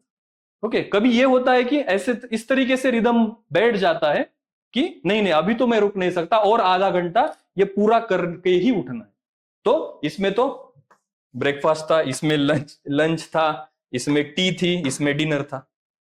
अब ऐसा नहीं है कि मुझे डिनर 7 बजे ही करना है, कभी 7:30 भी हो जाएगा, कभी 8 भी हो जाएगा, लेकिन उस तरीके से प्लानिंग है। तो कभी एक 4 घंटे के स्लॉट में मेरी 2 घंटे की भी पढ़ाई होगी, कभी 3.5 घंटे की भी होगी। और हमारा टारगेट क्या है कि मैक्सिमाइज करना है at the end of the day. कुछ तो टारगेट खुद के बनाने हैं और वो मैक्सिमाइज करने हैं। तो उस तरीके से कि किस स्लॉट को मैं एमसीक्यू सॉल्विंग के लिए रख रहा हूं, कहां पर मैं, और ये प्लानिंग हर हफ्ते हर महीने as the prelims approaches change भी होगी। तो उस हिसाब से कैलकुलेशन, तो जिस तरीके से बोला जाता है कि anything that can be quantified can be calculated, and anything that can be calculated can be work upon, improve upon.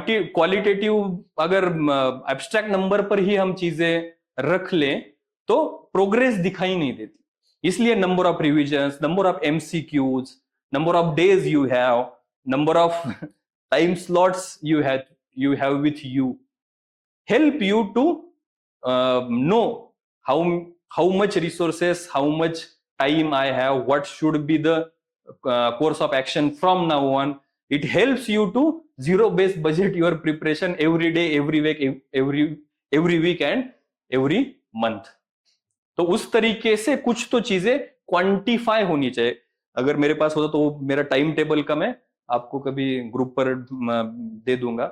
तो उसमें मोबाइल के बैक कवर में मैं उस तरीके का ये बनाया था, उसमें प्लान किया हुआ रहता था आगे के 3 दिनों का कि किस तरीके से कौन सा बुक है, क्या पढ़ना है, क्या नहीं पढ़ना है। एमसीक्यू उसमें टेस्ट में कौन सा नंबर है, कितने एमसीक्यू है, वो सारी चीजें प्लान की होती। तो इस तरीके से कुछ तो एक स्ट्रेटेजी बनानी पड़ती है, कुछ तो एक खुद से डिमांड करनी पड़ती है, और उसके बाद आपको रिजल्ट मिलता है। तो ये तो ओवरव्यू बता दिया। आगे जाकर तो आप अगर कैलकुलेट भी कर लोगे तो आपको पता चलेगा कि कितने टाइम स्लॉट्स अवेलेबल है अब से। 150 डेज इंटू 4, तो एक सब्जेक्ट पढ़ने के लिए कितना, फिर आपको पता चलेगा कि टाइम बहुत कम बचा है। ओके, क्योंकि रिविजन्स के भी हमें बाद में रखने होते हैं, कुछ 5-10 दिन हमें एक्स्ट्रा इमरजेंसी एग्जिजेंसीज के लिए भी रखने होते हैं। अगर नहीं आई तो गॉड्स ग्रेस की वो टाइम भी हम एग्जाम के लिए यूज कर सकते हैं। लेकिन इन सारी चीजों पर विचार विमर्श करके वो एग्जीक्यूटेबल स्ट्रेटेजी बना। एग्जीक्यूटेबल मतलब क्या कि फॉर एग्जांपल ये मैंने आपको बताया, मैं अपनी नोटबुक में इस तरीके से, पर्सनल है, आप करना चाहो कर सकते, आप अलग अपना भी बना सकते हो। जो एना करेनिना का स्टेटमेंट है वो मैं उल्टा करके बताता हूँ यूपीएससी में। Everybody succeeds in UPSC in different way, but most of us fail in UPSC in same way. तो आप भी देखिए कि आपको क्या स्ट्रैटेजी सूट करती है, बताना काम है। आप उस प्रिंसिपल्स ध्यान में रखिए। एग्जीक्यूटेबल स्ट्रैटेजी का मतलब क्या है? तो यहां पर अगर मैं डेट लिख रहा हूं कि आज कौन सी डेट है, 28, ओके, 7/11/3/7/11 4 स्लॉट बन गए दिन के 28 दिसंबर के। तो इसमें मैं टेस्ट का नंबर लिख रहा हूं, चाहे यहां की हो वहां की हो, बहुत सारे एमसीक्यू सॉल्व कर रहे हैं, बहुत सारी जगहों से आपको एमसीक्यू कलेक्ट करने पड़ेंगे। उसमें भी मैंने जैसे 2501 इस तरीके का नंबर लिखा है। वो टेस्ट रेडी है उस बुक में, वो टेस्ट रेडी रहेगी मेरी टेबल पे उस दिन। तो ये होता है जो बोला ना, लीस्ट रेजिस्टेंस का पाथ क्रिएट करना है उस तरीके से। तो ये अगर फिक्स है तो वहां पर उस दिन 7 बजे या 9 बजे, आपको पता है कि मैं 9 बजे एमसीक्यू सॉल्व करने वाला हूं, 9 से 11 तक मैं 1.5 घंटे में मेरे 100 एमसीक्यू हो जाते हैं, आधा 1 घंटा में उनका एनालिसिस करता हूं, सो जाता हूं दूसरे दिन का प्लान बनाकर। तो उस दिन 9 बजे ये क्वेश्चन नहीं होना चाहिए कि कौन से एमसीक्यू सॉल्व करने, ढूंढता हूं, टेलीग्राम चैनल पर जाता हूं, 2-4 टेस्ट डाउनलोड कर लेता हूं, उसमें से ये XYZ क्लास की है, ये ABC क्लास की है, उनकी ये टेस्ट है तो ये सॉल्व कर लेता हूं। पॉलिटी के 100 एमसीक्यू की टेस्ट है ये XYZ क्लासेस की, वो अब सॉल्व कर लेता हूं। ये नहीं चलता। उससे क्या होता है, आपका टाइम भी चला जाता है, क्वालिटी भी मेंटेन नहीं रहती, कंसिस्टेंसी भी नहीं रहती। तो इस तरीके से 3-4 दिन का हमारे पास प्लान होना चाहिए। ओके, ज्यादा दूर तक भी जाने की जरूरत नहीं, हमें 4-5 दिन तो आगे का सोचना चाहिए। मैक्रो लेवल पर तो रहेगा कि इस मंथ एंड तक यहां तक पहुंचना है, हाँ 1-2 दिन उसमें भी पीछे आगे पीछे हो सकता है, लेकिन जो रेजिस्टेंस है ये सारी चीजें, वो आपका प्लान, आपकी स्ट्रेटेजी एग्जीक्यूट करने में जो रेजिस्टेंस के पॉइंट है वो निकालकर हमें वो एंजॉयबल बनानी है। सारी हिंड्रेंस नहीं आना चाहिए उसमें, और वो इजी हो जाता है। स्टार्टिंग में स्ट्रेटेजी में ये रहेगा कि जब आप एमसीक्यू सॉल्व करोगे तब आप 5-5 एमसीक्यू सॉल्व करोगे और उसका फीडबैक लोगे और करेक्शन उसी स्पॉट पर करोगे। अगले महीने 10 एमसीक्यू का करोगे, आगे जाकर 25 एमसीक्यू के बाद आप आंसर्स देखोगे और उसका करेक्शंस करोगे। इस तरीके से स्ट्रेटजीज भी इवॉल्व होती है। तो इस तरीके से कुछ तो पाथ बनाना जरूरी होता है, इस तरीके से हर सब्जेक्ट पर वर्क करना जरूरी होता है। वहां पर ये नहीं होता कि आज ये सोर्स है तो कल ये डाउनलोड कर लूंगा और उससे पढ़ लूंगा। बुक्स भी हमारी फिक्स है, वही बुक्स है, वही पढ़कर सारे प्रीलिम्स पास हो रहे, ज्यादा उसमें डेविएट होने की भी जरूरत नहीं है। जितना ज्यादा आप अपना काम कॉम्प्लेक्स करोगे उतना ज्यादा आप खुद को टेंशन दोगे। और एक चीज ध्यान में रखिए कि basics are again they are constant. उनको मत भूलिए कि ये बाजू वाले के बेंच पर ये बुक दिखाई दिया और उसमें बहुत ही अच्छे से डेटा कंपाइल करके दिया है, कंसाइज करके दिया है, टेबल फॉर्मेट बहुत अच्छा है, पिक्टोग्राफिक है, फ्लो चार्ट्स बना के दिए हैं। अगर आपको लग रहा है कि अरे बहुत अच्छे से दिया है तो वो बुक लीजिए एक दिन के लिए, और जो जो एक्स्ट्रा इंफॉर्मेशन, एक्स्ट्रा कनेक्शन मिल रहे अपने खुद के बुक में एक्स्ट्रा से खुद के हाथों से ऐड कर लीजिए, लेकिन उसी बुक में कीजिए। वो तो रेडीमेड है, खुद का अच्छे से हो जाएगा, आपका उसमें इनपुट रहेगा। जब तक आप खुद का इनपुट नहीं लोगे तब तक इंटरनलाइज नहीं होगी चीजें, तब तक इंटरकनेक्शंस नहीं बनेंगे। तो इसी हिसाब से आपको आपका जो प्लान है, आपकी जो स्ट्रेटेजी है वो वर्केबल बनानी है। और जब तक ये वर्केबल नहीं बनाओगे तब तक वो कंसिस्टेंसी नहीं आएगी। ठीक है, यहां तक ठीक है? Okay, any doubts? उसके बाद आता है difficulty in prioritising subjects and topics and consolidation of sources. वो थोड़ा हमने स्टार्टिंग में ही देख लिया था। बाद में आता है managing current affairs. Current affairs भी हमने देख लिया कि कौन सी कैटेगरी में आता है। सेकंड कैटेगरी में 1000-1500 पेजेस रहते हैं, इतने सारे वीडियोस आते हैं, इतनी सारी पीडीएफ्स आती हैं, हर टाइप का वीडियो आपको करंट अफेयर्स का मिल जाएगा कि कॉन्स्टिट्यूशनल बॉडीज पर वीडियोस है यहाँ, मतलब आप पूछिए मत, इतनी पीडीएफ सब तो आएगी।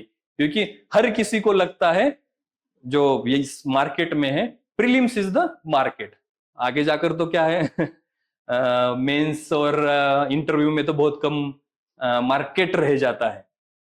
तो हर कोई इस टाइम में इतना एक्टिव होता है, एनी XYZ पर्सन हो या क्लास हो या एकेडमी हो, मतलब कंटेंट पर कंटेंट बनाएंगे, कंटेंट पर कंटेंट मार्केट में भेज देंगे। ये आपका प्रेरोगेटिव है कि आपको कितना इंडल्ज होना है उसमें। ओके, सो करंट अफेयर्स के लिए बेसिक स्ट्रेटेजी क्या है, हमें तो उसका प्रिंसिपल पता है, how current affair behaves in exam, कि वो तो क्या है कि जितना एफर्ट, जितने नंबर ऑफ पेजेस आप पढ़ने वाले हो, उतना वो आउटकम नहीं देता, उतने में आपकी इकोनॉमी की 2 रिविजन्स हो जाएगी। ओके, तो करना है क्या, तो अब एब्सोल्युटली करना है। किस लिए करना है? मेंटल स्टेबिलिटी के लिए, हमारे कंपोजर के लिए, हमारे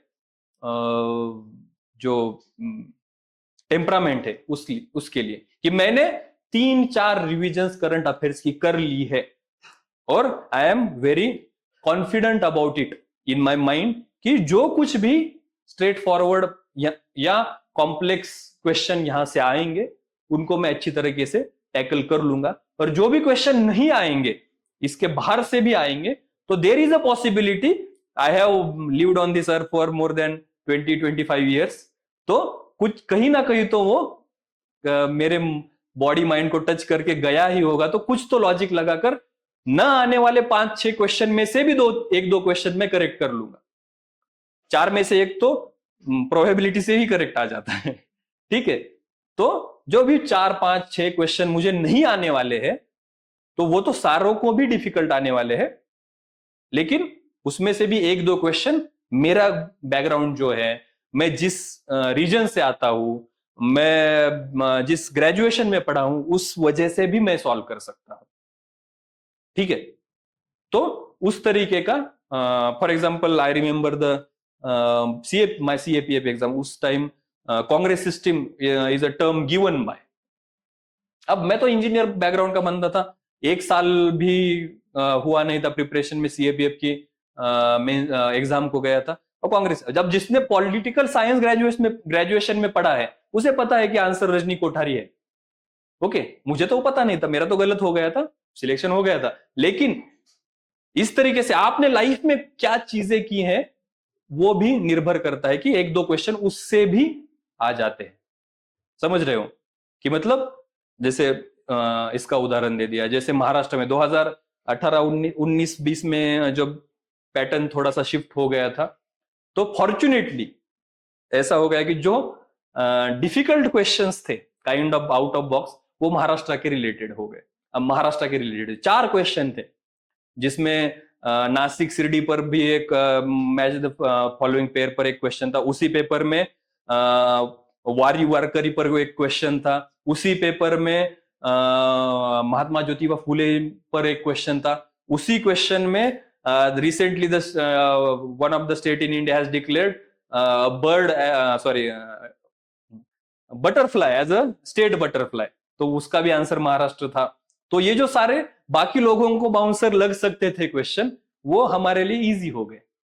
ओके, हाँ, वो तो अब क्या है कि आपकी लाइफ है, उस पर भी आप, अब इमेजिन कि आपकी कोई हॉबी है जिसको आपने जिंदगी भर परसू किया है, आपका कोई इंटरेस्ट है जो आप जिए हैं, अगर उस रिलेटेड अगर क्वेश्चन आए, तो मुझे भी बुरा नहीं लगता यार, ठीक है, वो आदमी वो जिंदगी जिया है, तो एक क्वेश्चन उससे रिलेटेड आ गया, तो ये वाजिब है कि वो उसका करेक्ट आ जाएगा, हमारा गलत, क्योंकि उसने वो एक्सप्लोर किया है, आउट ऑफ द वे जाकर उसकी पर्सनैलिटी में उसने ऐड किया है। ओके, तो उस तरीके से अगर आपने भी कुछ जिया होगा, कुछ किया होगा, मूवीज हो, स्पोर्ट्स हो, अब टेस्ट का क्वेश्चन आया था, अवार्ड्स का क्वेश्चन, किसी ने देखी होगी टेस्ट चैंपियनशिप, तो उसको पता होगा, उसका अगर क्रिकेट इंटरेस्ट होगा तो भी उसको भी पता होगा। तो इस तरीके के 20 क्वेश्चन तो रहते ही हैं कि देयर इज अ पॉसिबिलिटी कि आपको पता हो, किसी को पता नहीं होगा, या किसी और को पता हो, आपको पता नहीं होगा। तो ये भी मेंटली रेडी रहना है कि किस तरीके से ये क्वेश्चन बनते। तो करंट अफेयर्स में क्या है, तो सिंपल फंडा है, कोई भी एक सोर्स उठा लीजिए या खुद का बना लीजिए, एक प्लान बना लीजिए, उसको स्टिक कर लीजिए। ओके, मैंने 6 अटेम्प्ट्स दिए थे, उसमें पहले 2 अटेम्प्ट में मैंने एक 365, वो ही बार बार बार बार पढ़ो। और 3-4 बार पढ़ने के बाद मुझे लगा कि अब तो ये तो प्रॉपर थरली हो गया है, तो एक दो और जो 365 थे उनका पीडीएफ डाउनलोड कर लिया, उनके इंडेक्स से गो थ्रू किया। 90% तो ओवरलैप ही था। 10% क्या चेंज है, वो 10% चेंज जो इंडेक्स में दिखाई दे रहा है मुझे, वो 10% चेंज मेरे इंडेक्स में मैंने ऐड कर लिया एक एक लाइन में कि XYZ related to ABC। That's it. उस पर मेरा प्रीलिम्स का क्वेश्चन हो जाता है। प्रीलिम्स में क्या है, आपको मेंस जैसा नहीं है कि जाकर आपको पता होना चाहिए और लिखना है। प्रीलिम्स को आपको वेयर अबाउट्स, अराउंड कुछ पता होना चाहिए, आंसर तक आप पहुंच जाते हो। तो वो 10% जो डिमिनिशिंग रिटर्न्स वाले होते हैं कि मतलब आपको ज्यादा एफर्ट करके थोड़ा, लेकिन टाइम होता है रिवीजन में, तो वो ऐड करके, बट सोर्स एक ही था। एक दिन के लिए 15-20 PT 365 की सिर्फ इंडेक्सेस देखी, 10-5% जो वेरिएशन है, सिर्फ वो वेरिएशन 2-3-4 रीडिंग के बाद वहां से उठाकर मेरे इंडेक्स में ऐड कर दिया। That's it. अब इसके बाहर अगर कुछ आता है तो जिसको आता है गुड लक टू हिम, आप डिजर्व करते हो। ओके, ये भी एटीट्यूड, क्योंकि यस यार 15,000 सिलेक्ट होने वाले हैं, वो भी हो जाएगा, मैं भी हो जाऊंगा, ज्यादा टेंशन लेने की जरूरत नहीं। तो करंट अफेयर। और एक स्ट्रेटजी में हमने ये भी किया था कि हम 5-6 लोग थे, तो मंथली एक मंथ हमने 2 मंथ हमने डिस्ट्रीब्यूट करके लिए थे, और खुद हाथों से 8 या 9 सोर्सेस हमने प्रायोरिटाइज किए थे, चाहे PIB हो, PRS हो, RSTV के नोट्स हो किसी क्लास ने बनाए हुए। इस तरीके से 8-9 सोर्सेस हमने करंट के बना लिए थे, और उनमें से सारा स्कैन थ्रू करके एक बंदा 2 महीने के खुद के हाथों से 15 पेजेस के नोट्स बनाएगा। 12 महीने के 6 लोगों ने बना दिए, उसका एक बुक बना लिया, और हम एक दूसरे के साथ वो शेयर कर लिए। ओके, तो इस तरीके से उससे क्या हुआ कि चलो यार हमें PT 365 तो नहीं करना है, तो हम ये स्ट्रेटजी प्रीलिम्स के लिए बना लेते हैं कि हम 6 लोग मिलकर आते, हमें हमारी अपनी अपनी अलग स्ट्रेटजी होगी, लेकिन करंट के लिए हम ये हमारी स्ट्रेटजी ओवरलैप कर लेते हैं। इससे क्या हुआ, हर किसी ने अपने तरीके से एकदम, जो हमने कॉमन सोर्सेस बनाए थे 8-9 सोर्सेस में से हमें डेटा एक्सट्रैक्ट करना है। सारा गवर्नमेंट का डेटा था, हिंदू की समरी हो, एक्सप्रेस की समरी हो, RSTV के डिबेट्स या इश्यूज हो उनकी समरी हो, PRS PIB पर जो आता है वो सारा हो, वो सारा मिलाकर हमने निचोड़कर 15 पेजेस में, और हर किसी का एक PDF बना ली, हर किसी ने उसकी प्रिंट ले ली, और वो ही पढ़ते रहे। उससे भी बहुत सारे क्वेश्चन आ गए। तो एक स्ट्रैटेजी होती है, एक अप्रोच होता है, आप डिसाइड कर लीजिए किस तरीके से। पहली गलत है, दूसरी सही है, इसमें सही गलत कुछ नहीं है। एग्जाम में जाओगे, वहां अलग ही दुनियादारी चल रही है, उसको हमें सिर्फ टैकल करना है। मार्क्स कितने चाहिए? 74 तो लास्ट ईयर कट ऑफ लगा था, इस साल होपफुली 90 के आगे जाए, तो कुछ कंपटीशन भी हो जाए। नहीं तो 74 यार, एक बार तो मैंने ऐसे ही एक्सपेरिमेंट में ये कर दिया था कि क्वेश्चन पेपर हटा दो, 100 तो मैं बबल शीट पर ऐसे ही 100 बबल ब्लैक कर दूंगा, देखता हूं कितने मार्क आते। उसमें भी 28 मार्क आए थे। मतलब एक भी क्वेश्चन नहीं देखा और ABCD कुछ भी लिख लो, और वो चेक कर लिया था 5 मिनट में, तो भी 28 मार्क आए थे। तो प्रोबेबिलिटी, बहुत बार हम ये भी, एक वो विक्टिम मेंटेलिटी रहती है, किसी ने अगर प्रीलिम फेल हुई हो या लाइफ में कुछ हुआ हो, तो हमें दूसरों को ब्लेम करना होता है।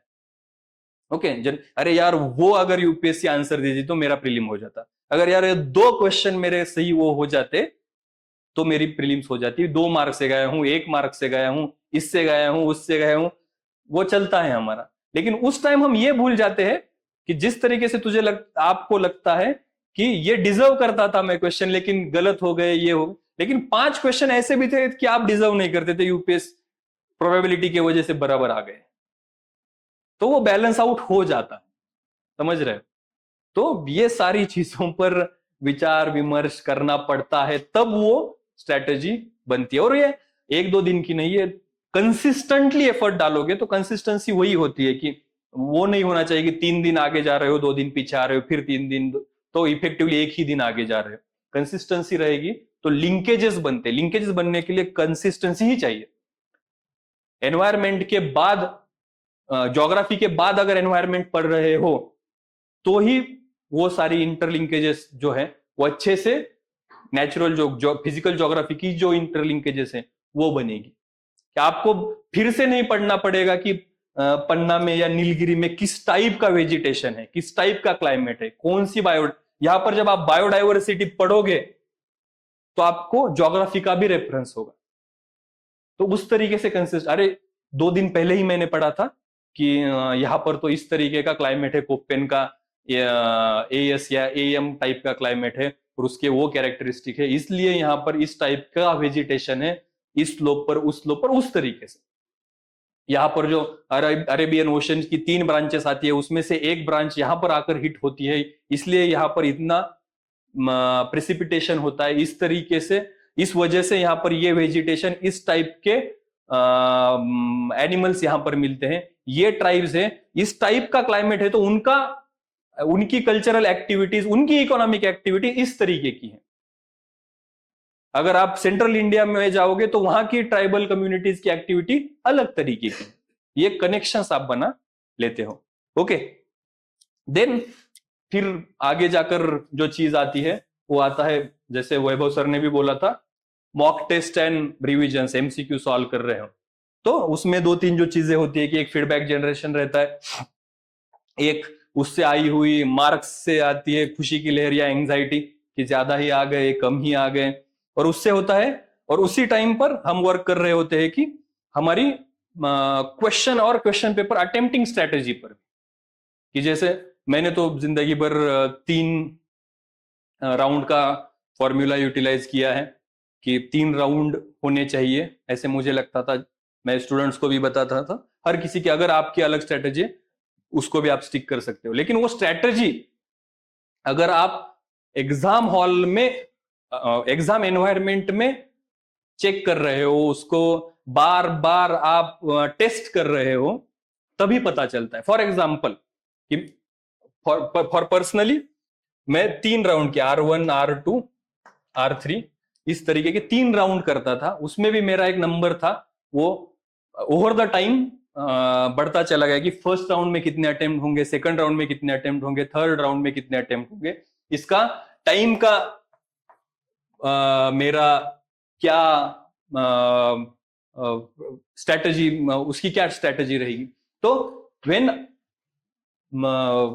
deliberating and practicing all those things, और राउंड वाइज मेरा परफॉर्मेंस क्या आ रहा है, सब्जेक्ट वाइज परफॉर्मेंस क्या आ रहा है, इस पर आप जब बात, स्टार्टिंग में ये चीजें थोड़ी लेंदी लगती है, लेकिन 1 हफ्ता 2 हफ्ते बाद जब आप डेली ये चीजें करने लगते हो तो आपको इंटरनलाइज होने लगती है कि राउंड 1 में मैं कुछ तो 54-55 क्वेश्चन अटेम्प्ट कर रहा हूं, वहां पर मेरी 70% एक्यूरेसी आ रही है, तो राउंड 1 में मैं किस तरीके की रिस्क ले रहा हूं, यहां पर तो मैं फिक्स और कुछ 100 क्वेश्चन है वो अटेम्प्ट कर रहा हूं, उनमें से कौन सी गलत आ रही है, यहां पर मैं रिस्की क्वेश्चंस ले रहा हूं जो 50-50 या उससे ज्यादा रिस्क वाले हैं, यहां पर मैं पूरा ही इंट्यूशन और लॉजिक जोड़ के कुछ तो अटेम्प्ट करने की कोशिश कर रहा हूं, उसमें मेरी क्या एक्यूरेसी आ रही है।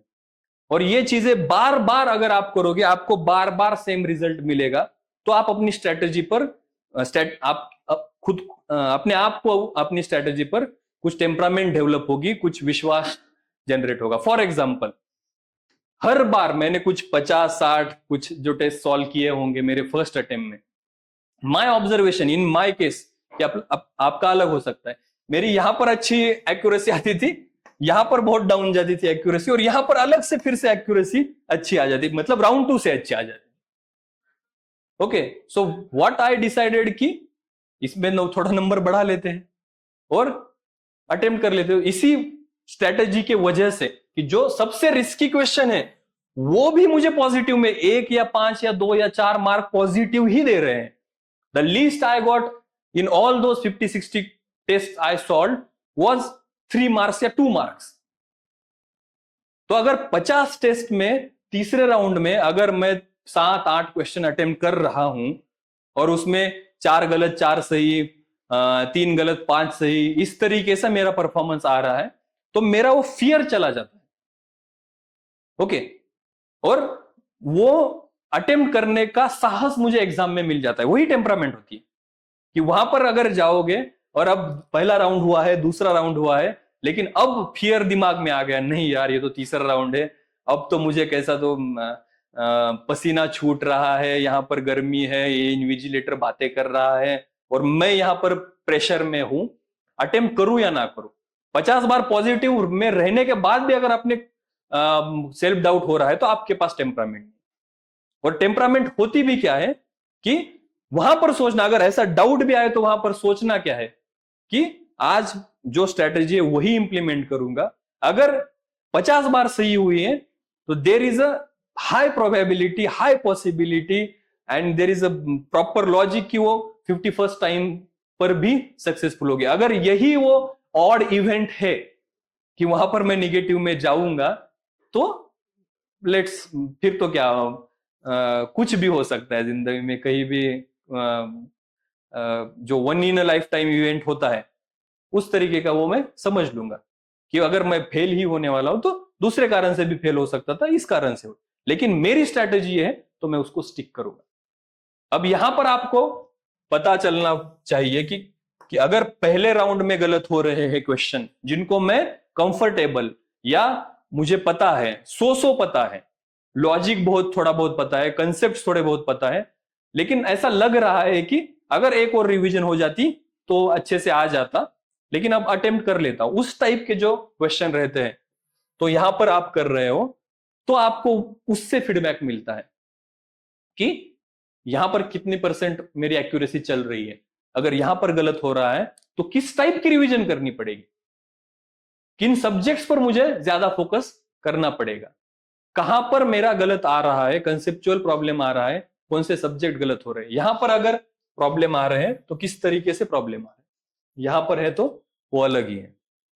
तो कुछ ना कुछ तो होना चाहिए कि जिस पर जो बोल रहे हैं ना कि क्वांटिफाई योर प्रोसेस, कि कुछ तो फीडबैक। और ये देख लीजिए कि स्टार्टिंग में लगेगा कि बहुत कॉम्प्लिकेटेड और बहुत वेरिएबल्स आप सर बता रहे हो, ये तो मेरी स्ट्रैटेजी, आप अलग से कर सकते हो, लेकिन कुछ तो स्ट्रैटेजी होगी, वो ओवर द टाइम डेवलप होगी। ओके, हर कोई अलग अलग तरीके से करता है। मेरी एक दोस्त थी, उनकी स्ट्रैटेजी थी एक्यूरेसी, कभी उन्होंने 78 से ज्यादा कभी क्वेश्चन अटेम्प्ट नहीं किया। मेरा तो मतलब कभी दिल भी ना करे कि 78 में अटेम्प्ट करूं, क्योंकि जिंदगी में वैसा कभी किया ही नहीं है। कितना भी डिफिकल्ट पेपर आ जाए, मेरी तो स्ट्रेटेजी थी, चाहे 2022 का भी पेपर हो जब, या 21 का भी पेपर हो जब, 84 89 ऐसे इस तरीके के कट ऑफ लगे थे, उसमें भी मैं 99 100 ही अटेम्प्ट करके आया। अब वो मैं आपको नहीं बोल रहा हूं कि आप जाओ और ये करो, कोई तो स्ट्रेटेजी बनाओ, कुछ तो ट्रायल एंड एरर करो, कुछ तो टेस्ट करो। हफ्ता लगेगा, 2 हफ्ते लगेंगे, 3 हफ्ते लगेंगे, उससे कुछ फीडबैक जनरेट होगा, उससे सब्जेक्ट की पढ़ाई भी इंप्रूव होगी। जो फीडबैक लूप जो हम बोलते हैं, टेस्ट और सब्जेक्ट, यहां से पता चलता है क्या पढ़ना है, और यहां से पढ़ने के बाद टेस्ट में वो किस तरीके से इंप्लीमेंट करना है वो पता चलता है। तो ये जो फीडबैक लूप है, उससे आपकी स्ट्रेटेजी रिफाइन होती रहेगी। तो उस तरीके के टारगेट्स रखो, कितने एमसीक्यू एक दिन में, तो एमसीक्यू जो पढ़ा है उस पर कुछ ना कुछ तो एमसीक्यू सॉल्व करके ही सोना है, चाहे वो 4 बजे दोपहर को करो या 9 बजे करो, वो आपकी चॉइस है। लेकिन किस तरीके से मैं वो कर रहा हूं, ऐसे ब्लू कॉलर जॉब की तरह कुछ तो ये करना है, काम करना है, उस तरीके से नहीं करना है। कुछ तो लॉजिक होना चाहिए हर चीज में। रिवीजन कर रहे हो तो ऐसा नहीं कि एक बार मैंने हिस्ट्री पढ़ ली है, अब सारे सब्जेक्ट हो गए, फिर से अब हिस्ट्री की बारी है तो हिस्ट्री पढ़ रहा हूं, ऐसा नहीं है। लास्ट जो पढ़ा था उस टाइम पर क्या फीडबैक जनरेट हुआ था, टेस्ट के पीछे मैंने फीडबैक क्या लिखा है, कि नेक्स्ट टाइम वहां पर लिखना है। मेरे पास अभी नहीं तो मैं आपको दिखा था, लास्ट ईयर के बैचेस में भी वो करवा के लिया था कि हर टेस्ट के बाद आगे की टेस्ट में कहां पर एम्फोसिस करना है रिवीजन करते वक्त, वो लिखना है। फॉर एग्जांपल हमने जो टाइम टेबल बनाया है उसमें से 3 अल्टरनेट डे पर 50-50 एमसीक्यूज की टेस्ट रखी है। अब जब वो टेस्ट डिस्कस होगी, फॉर एग्जांपल ज्योग्राफी से शुरुआत है, फिजिकल ज्योग्राफी की टेस्ट है, बाद में इंडिया फिजिकल ज्योग्राफी की टेस्ट है, बाद में इकोनॉमिक ज्योग्राफी, पॉपुलेशन से लेकर इंडस्ट्रीज तक, इंडिया एंड वर्ल्ड, इन तीन में ज्योग्राफी का डिवीजन किया है। अब ये तीन 50-50 एमसीक्यूज की टेस्ट आप सॉल्व करते हो, उसका डिस्कशन डिटेल में 1-1.5 घंटा 2 घंटे भी कभी कभी चल सकता है, डिटेल में होता है। तो उसमें जो आपको आंसर शीट दी होगी उसके पीछे जो आप फीडबैक लिखोगे कि फिजिकल ज्योग्राफी में कि ये चीजें करनी है, कि लैंडफॉर्म जो है उसका टेबल बनाना है मुझे, यहां पर एजेंट रहेगा, यहां पर इरोजनल लैंडफॉर्म, यहां पर डिपोजिशनल लैंडफॉर्म, और उसकी पूरी एक टेबल बनाऊंगा मैं अगली रीडिंग में, ज्योग्राफी, फिजिकल ज्योग्राफी। तो इसमें आएगा कि एयर आएगी, वाटर आएगा, ओशन वेव्स आएंगी, सारी जो चीजें आती है जो इरोजनल एलिमेंट्स है, और उसमें सारे जो हमारे सारे जो लैंडफॉर्म्स है उसका कुछ तो मैं टेबल बनाने वाला हूं, उसकी कैरेक्टरिस्टिक्स का टेबल बनाने वाला हूं। तो ये फीडबैक वहीं पर लिखना है, वहां लिखना है कि नेक्स्ट टाइम जब पढ़ूंगा तो ये जो दो कंसेप्ट है, टेम्परेचर इन्वर्जन या कोपेंस क्लासिफिकेशन, क्लाइमेटिक क्लासिफिकेशन, एनसीईआरटी में दिया है, तो वो फिर से पढ़ने, वहां पर थोड़ा ज्यादा टाइम स्पेंड करके अच्छे से पढ़ना है। ये उसी पेज पर उसी दिन फीडबैक में लिखना है। और जब नेक्स्ट रिवीजन करोगे, वैसे संडे को फुल 100 एमसीक्यूज की टेस्ट रहेगी, उसका डिस्कशन। जब फ्राइडे को अगर तीसरी टेस्ट होने के बाद आप फिर से ज्योग्राफी की रिवीजन कर रहे हो, तो ये 3 पेजेस जो है उससे गो थ्रू करना है। ओके, तो इस तरीके से कुछ ना कुछ स्ट्रेटेजी, चाहे दूसरा आप कहीं भी घर पर करो, खुद से करो, यहां पर करो, जब भी टेस्ट सॉल्व करोगे नेक्स्ट टाइम क्या करना है वो उस टेस्ट में, हर टेस्ट, अगर टेस्ट के पीछे अगर आपने 4-5 लाइनें नहीं लिखी है, कुछ फीडबैक नहीं लिखा है, और वो टेस्ट आप एक फाइल में, आपके बुक में जो रिस्पेक्टिव सब्जेक्ट है उसके बुक में नहीं रख रहे हो, तो फिर टेस्ट सॉल्व करने का ये ही क्या है, जरूरत ही क्या है? समझ रहे हो? नहीं तो 15 दिन बाद क्या याद रहेगा कि उस टेस्ट में क्या फीडबैक जनरेट किया था, कौन सा टॉपिक मुझे डिफिकल्ट लगा था, कि टेम्परेचर इन्वर्जन में किस तरीके से मैं कंफ्यूज हुआ था, या बायोडाइवर्सिटी में ये नेशनल पार्क्स का जो क्वेश्चन था, उसमें नेशनल पार्क और वाइल्ड लाइफ सैंक्चुरीज का जो डेफिनेशन है, कौन सी एक्टिविटीज परमिसेबल है, परमिटेबल है, बैन है, इसमें कैसे कंफ्यूज हो गया था मैं, वो नेक्स्ट टाइम मुझे अच्छे से क्लियर करके रखनी है। ये जो फीडबैक अगर नहीं लिखोगे तो सिर्फ ऊपर ऊपर वाला मैक्रो फीडबैक याद आएगा नेक्स्ट टाइम जब एनवायरमेंट की रिवीजन कर रहे होगे, एनवायरमेंट का पढ़ाई कर रहे हो। तो इस तरीके से डेडिकेटेड एफर्ट उन रिविजन्स में भी लगाना पड़ता है। समझ में आया कि टेस्ट किस तरीके से अप्रोच करना है?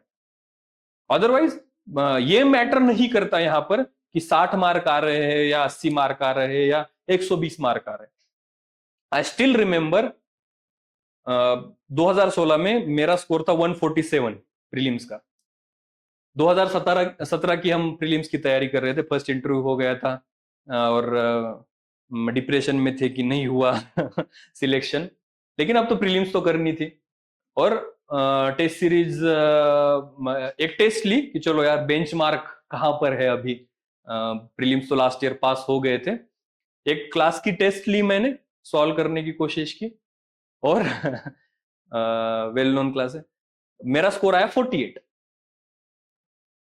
Directly 48।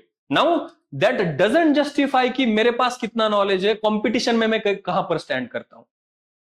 The more important thing is कि वो 48 मार्क से जो एक तो जो झटका लगा, वो रिएक्ट करने के लिए कि हाँ भाई प्रीलिम इंटरव्यू तक गया होगा, 4 मार्क से तेरा रहा होगा, वो बीती पुरानी बातें हैं, अब फिर से प्रीलिम पास करना ही है। यहाँ पर दूसरी एग्जाम जैसा नहीं है कि एक स्टेज पार कर ली तो अगली बार वो स्टेज नहीं देनी पड़ेगी। मोस्ट ऑफ द ऑफिसर जो सिलेक्ट होते हैं अगली बार प्रीलिम पास फेल इसी वजह से हो जाते हैं कि कॉम्प्लिसेंट हो जाते हैं। तो वो फर्स्ट झटका कि 48 से 2 फीडबैक मिले, एक तो झटका मिला कि open your eyes, you are not in the past year cycle anymore, you are not interview appearing student, आप नई साइकिल में आए हो। और दूसरा ये कि अब फिर से उन सारी चीजों पर वर्कआउट करना पड़ेगा। लेकिन माइंड में ये पता था कि ये 48 मार्क्स जो है इस टेस्ट में जो मुझे मिले हैं, जो मैं बेंचमार्क टेस्ट के लिए सॉल्व की थी कि मेरा अभी लेवल क्या है, ये भी मुझे जस्टिफाई नहीं करते, मैं इंप्रूव तो करने वाला हूं। इस तरीके से किस तरीके से आप रिएक्ट करते हो उन स्कोर्स को, वो मैटर करता है। नहीं तो बहुत बार हमें लगता है कि सर यहीं पर अड़े हैं, 65, 75, 65, 75, ना आगे जा रहे हैं ना पीछे जा रहे हैं। देयर इज ये इस तरीके का कर्व होता है जब आप कोई चीजें पढ़ रहे होते हो। नई नई जब चीजें पढ़ते हो तो एकदम अच्छे से जितना एफर्ट डालोगे उतनी नई चीजें मिलती जाएंगी, उतना नॉलेज में इजाफा होता जाएगा, उतना आउटपुट में भी इंप्रूवमेंट दिखेगा। उसके बाद में एफर्ट तो बढ़ता रहेगा लेकिन आउटपुट कुछ तो प्लेटू जैसा ही रहेगा, एकदम माइन्यूट माइन्यूट आपको रिटर्न मिलेंगे इंक्रीजिंग। और ये फेज होती है वो जो बाम्बू वाली एनोलॉजी जो देते हैं लोग कि 2-3 साल तक सिर्फ वाटरिंग करनी पड़ती है और 1-2 साल बाद वो हर दिन 1 फीट बढ़ने लगता है। ओके, कि 1 साल में इतना ही होता है, अगले 1 महीने में वो 40 फीट का हो जाता है। तो उस तरीके का वो ये फेज होता है, क्योंकि जो बेसिक बेसिक चीजें हर सब्जेक्ट की वो आपने इस फेज में, ये आउटपुट है ये इनपुट है, तो इस फेज में 1:1 आपको मिलने लगता है कि हर चीज नहीं अच्छा लग रहा है, फिर से रिवाइज हो रहा है। तो एक उस टाइम के बाद कुछ तो प्लेटू जैसी फेज आ जाती है। तो वो फेज होती है जहां पर आपको स्ट्रेटेजिकली ये सारी चीजें करनी है, कंसिस्टेंसी रखनी है, जिससे इंटरकनेक्शंस डेवलप हो।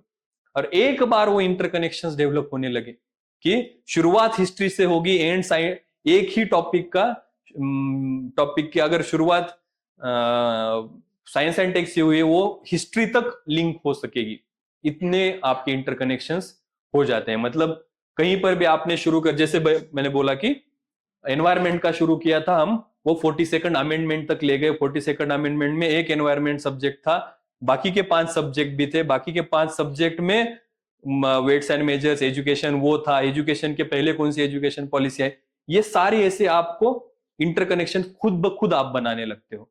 और वो जो पढ़ाई का जो पहला फेज होता है जिसमें आप फूड चेन जैसे इंफॉर्मेशन और कंटेंट गैदर करते हो, कि एक ये गैदर किया, उसके बाद ये, इसके बाद ये, इसके बाद with time, with revision, with consistency ये बन जाती है आपकी फूड वेब। और ये सारे इंटरकनेक्शंस बनने लगते हैं कि यहां से आप यहां जंप कर पाओगे, यहां से आप यहां जंप कर पाओगे, यहां से आप यहां जंप कर पाओगे। और इन लॉजिक्स पे, इन इंटरकनेक्शंस पे, जो वेब आपकी इंफॉर्मेशन की वेब जो बनती है आपके दिमाग में, उससे सारे क्वेश्चन सॉल्व होते हैं कि यार इस टाइम में ये तो नहीं था इसलिए ये गलत है, कि जब ब्रिटिशर्स ये कर रहे थे तो वर्ल्ड में ये चल रहा था, भारत में ये चल रहा था, ये लॉजिकली फिट ही नहीं बैठता। कि एनवायरमेंटल मूवमेंट्स का एक्टिविज्म इस साल में शुरू हुआ है तो ये साल तो गलत ही होगा। इस तरीके के जो इंटर कनेक्शंस जो होते हैं, उस तरीके से ये चीजें आपको दिखाई देती। तो ये जो मैंने आपको बोला कि ज्यादा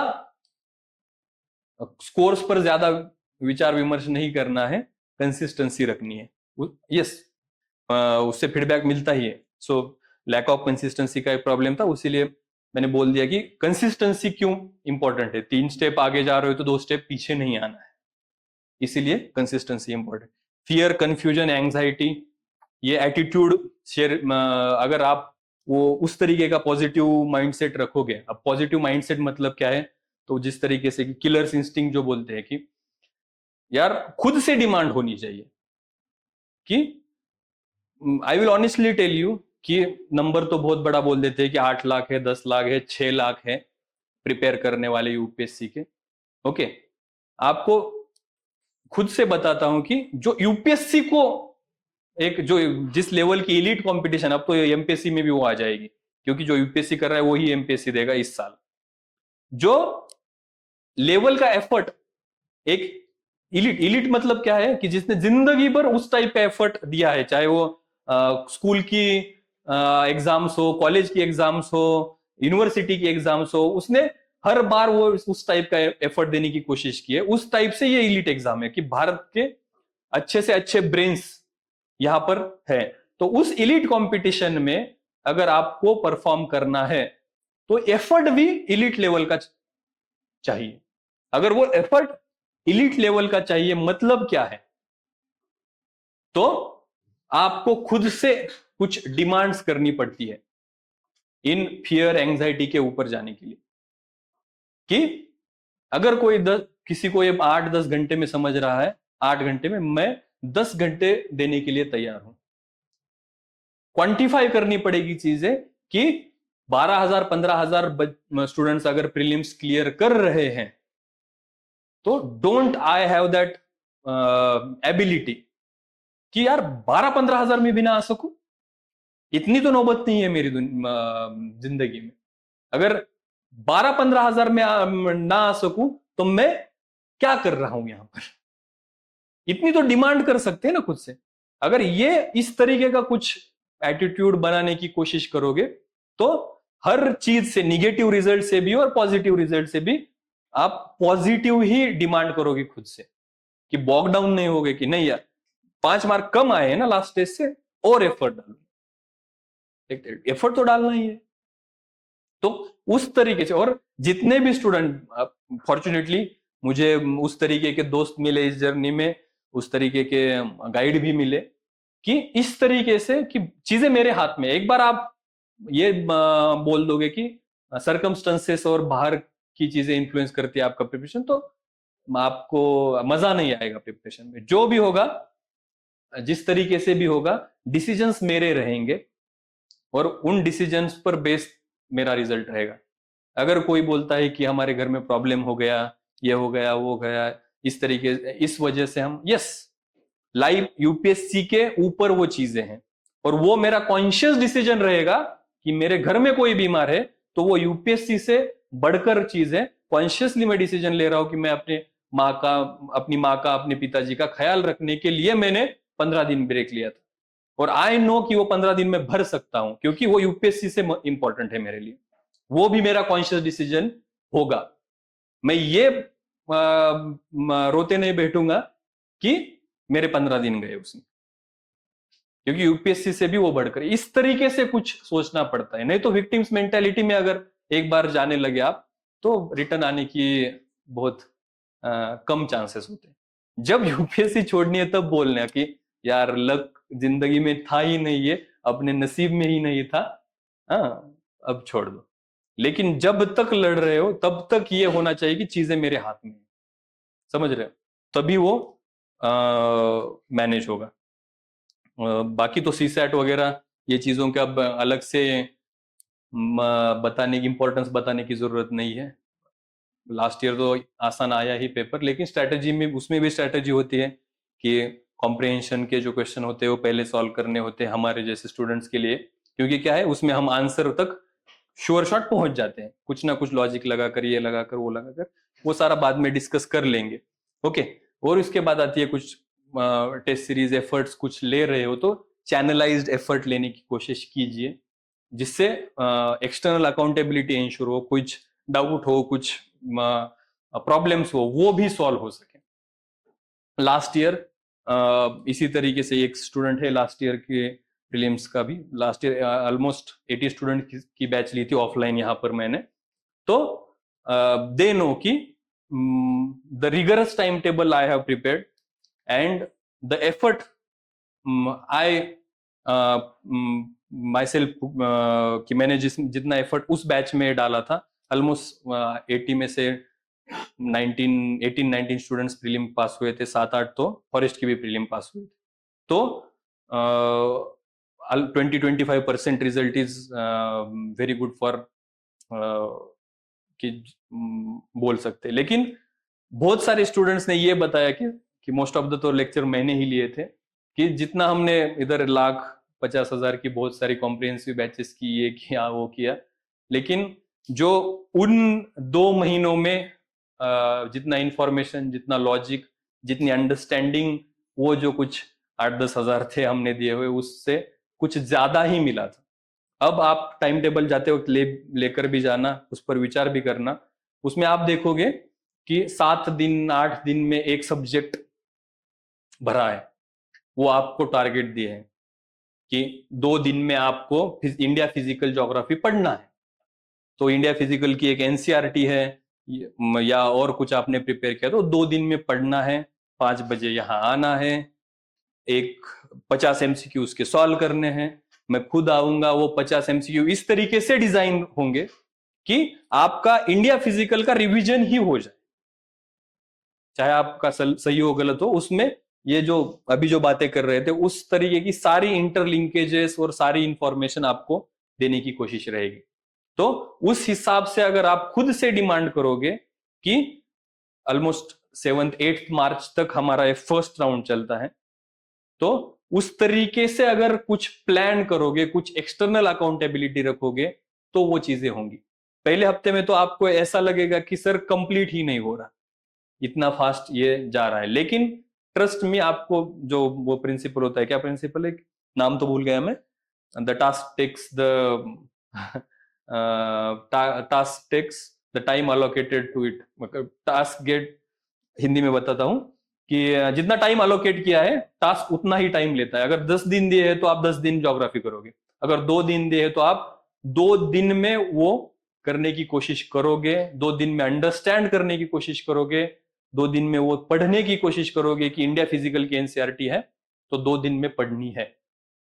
तो उस तरीके से डिमांड भी करोगे, कभी 9 बजे लाइब्रेरी आ रहे थे या 9 बजे स्टडी को बैठ रहे थे, 11 बजे बैठ रहे थे, 7 बजे आओगे, एक्स्ट्रा से एक्स्ट्रा ऑप्टिमाइज करने की कोशिश करोगे। तो उस तरीके से खुद से भी डिमांड करनी है, टाइम जितना भी लोगे उतना कम है, लेकिन हमें क्या है कि 70 दिन है, 70 दिन में 70 मिनट ने 70 दिन, तो मैक्सिमम एक दो रिवीजन यहाँ क्लासरूम में ही हो जाती है, और मार्च के बाद तो वीकली टेस्ट रहेंगी, तो आपका टाइम रहेगा, वो बहुत सारा इनपुट, बहुत सारा कंटेंट आप यहां से लेकर जाओगे 70 दिन में, और बाद में 50-60 दिन आपके रहेंगे कि हर वीक 5-6 दिन आपको वो पढ़ना है, अपने तरीके से पढ़ना है, जो इनपुट्स दिए हैं उनको इंप्लीमेंट करना है, जितने एमसीक्यू सॉल्व करने को कहे थे वो हर दिन उन लास्ट के 50-60 दिनों में सॉल्व करने हैं, वीकली टेस्ट भी सॉल्व करनी है। तो ये बिगिनिंग वाले जो 70 दिन या 75 दिन है वो सबसे क्रूशियल होते हैं कि यहां पर आप किस पेस से, किस टाइप से, किस लॉजिक से, किस रिदम से, किस एफर्ट से आप इंप्लीमेंट करते हो अपने आप को उस प्रोसेस में, वो बहुत ज्यादा मैटर करता है। इसीलिए वो कोर्स भी उसी तरीके से लॉजिकली डिजाइन किया है कि शुरुआत ज्योग्राफी से होगी, कि एक स्पेशल साइंस है, साइंस ऑफ प्लेसेस है, कि कहां पर क्या चीजें हो रही है, किस तरीके से चीजें हो रही।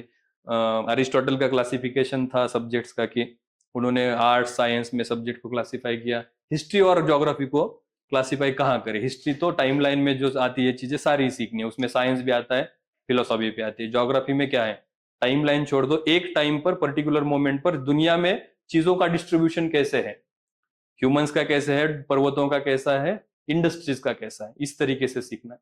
तो ये 2 सब्जेक्ट इंपॉर्टेंट रहते हैं, लेकिन जैसे ही हमने बोला कि 4 सब्जेक्ट जो मेन इंपॉर्टेंट है, जहां से फाउंडेशन बनता है, जहां से आपका करंट अफेयर अच्छे से बनता है, वो है ज्योग्राफी, एनवायरमेंट, पॉलिटी, इकोनॉमी।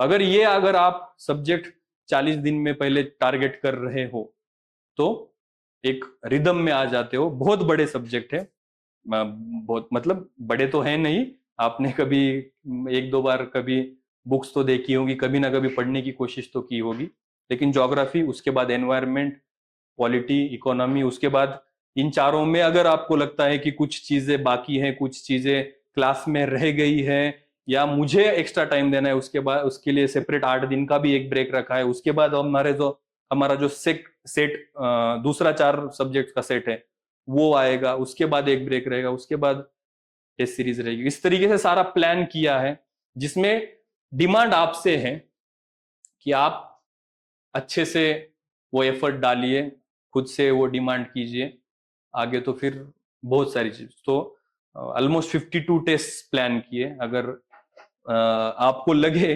कि कुछ इस तरीके का करना चाहिए, कुछ खुद की अकाउंटेबिलिटी हो, खुद और कुछ एक्सटर्नल अकाउंटेबिलिटी भी हो कि मुझे 5 बजे वहां पहुंचना है, मेरा 70% पढ़कर हो या 80% या 110%, मेरा कंप्लीशन हो जाए। मुझे तो 5 बजे जाकर 50 MCQ सॉल्व करने हैं, 5 से 6, 6 से 7, 7:30 तक मैं उसका डिस्कशन होगा, और उस डिस्कशन के बाद खाना खाने के बाद फिर से रिवीजन अगले दिन के लिए, 2 दिनों की तैयारी के लिए मैं जुट जाऊंगा। इस तरीके से कुछ प्लान करना है तो डेफिनेटली इसके बारे में सोचिए। अगर आपको कुछ डाउट है, कुछ ये है, तो 2-3 दिन हमारे पास है, मुझसे मिल सकते हो यहाँ पर आकर, और ये सारी चीज मैं हैंडल करने वाला हूँ। मोस्ट ऑफ द डिस्कशंस मैं लेने वाला हूँ, मोस्ट ऑफ द चीजें मेरे थ्रू ही जाएगी।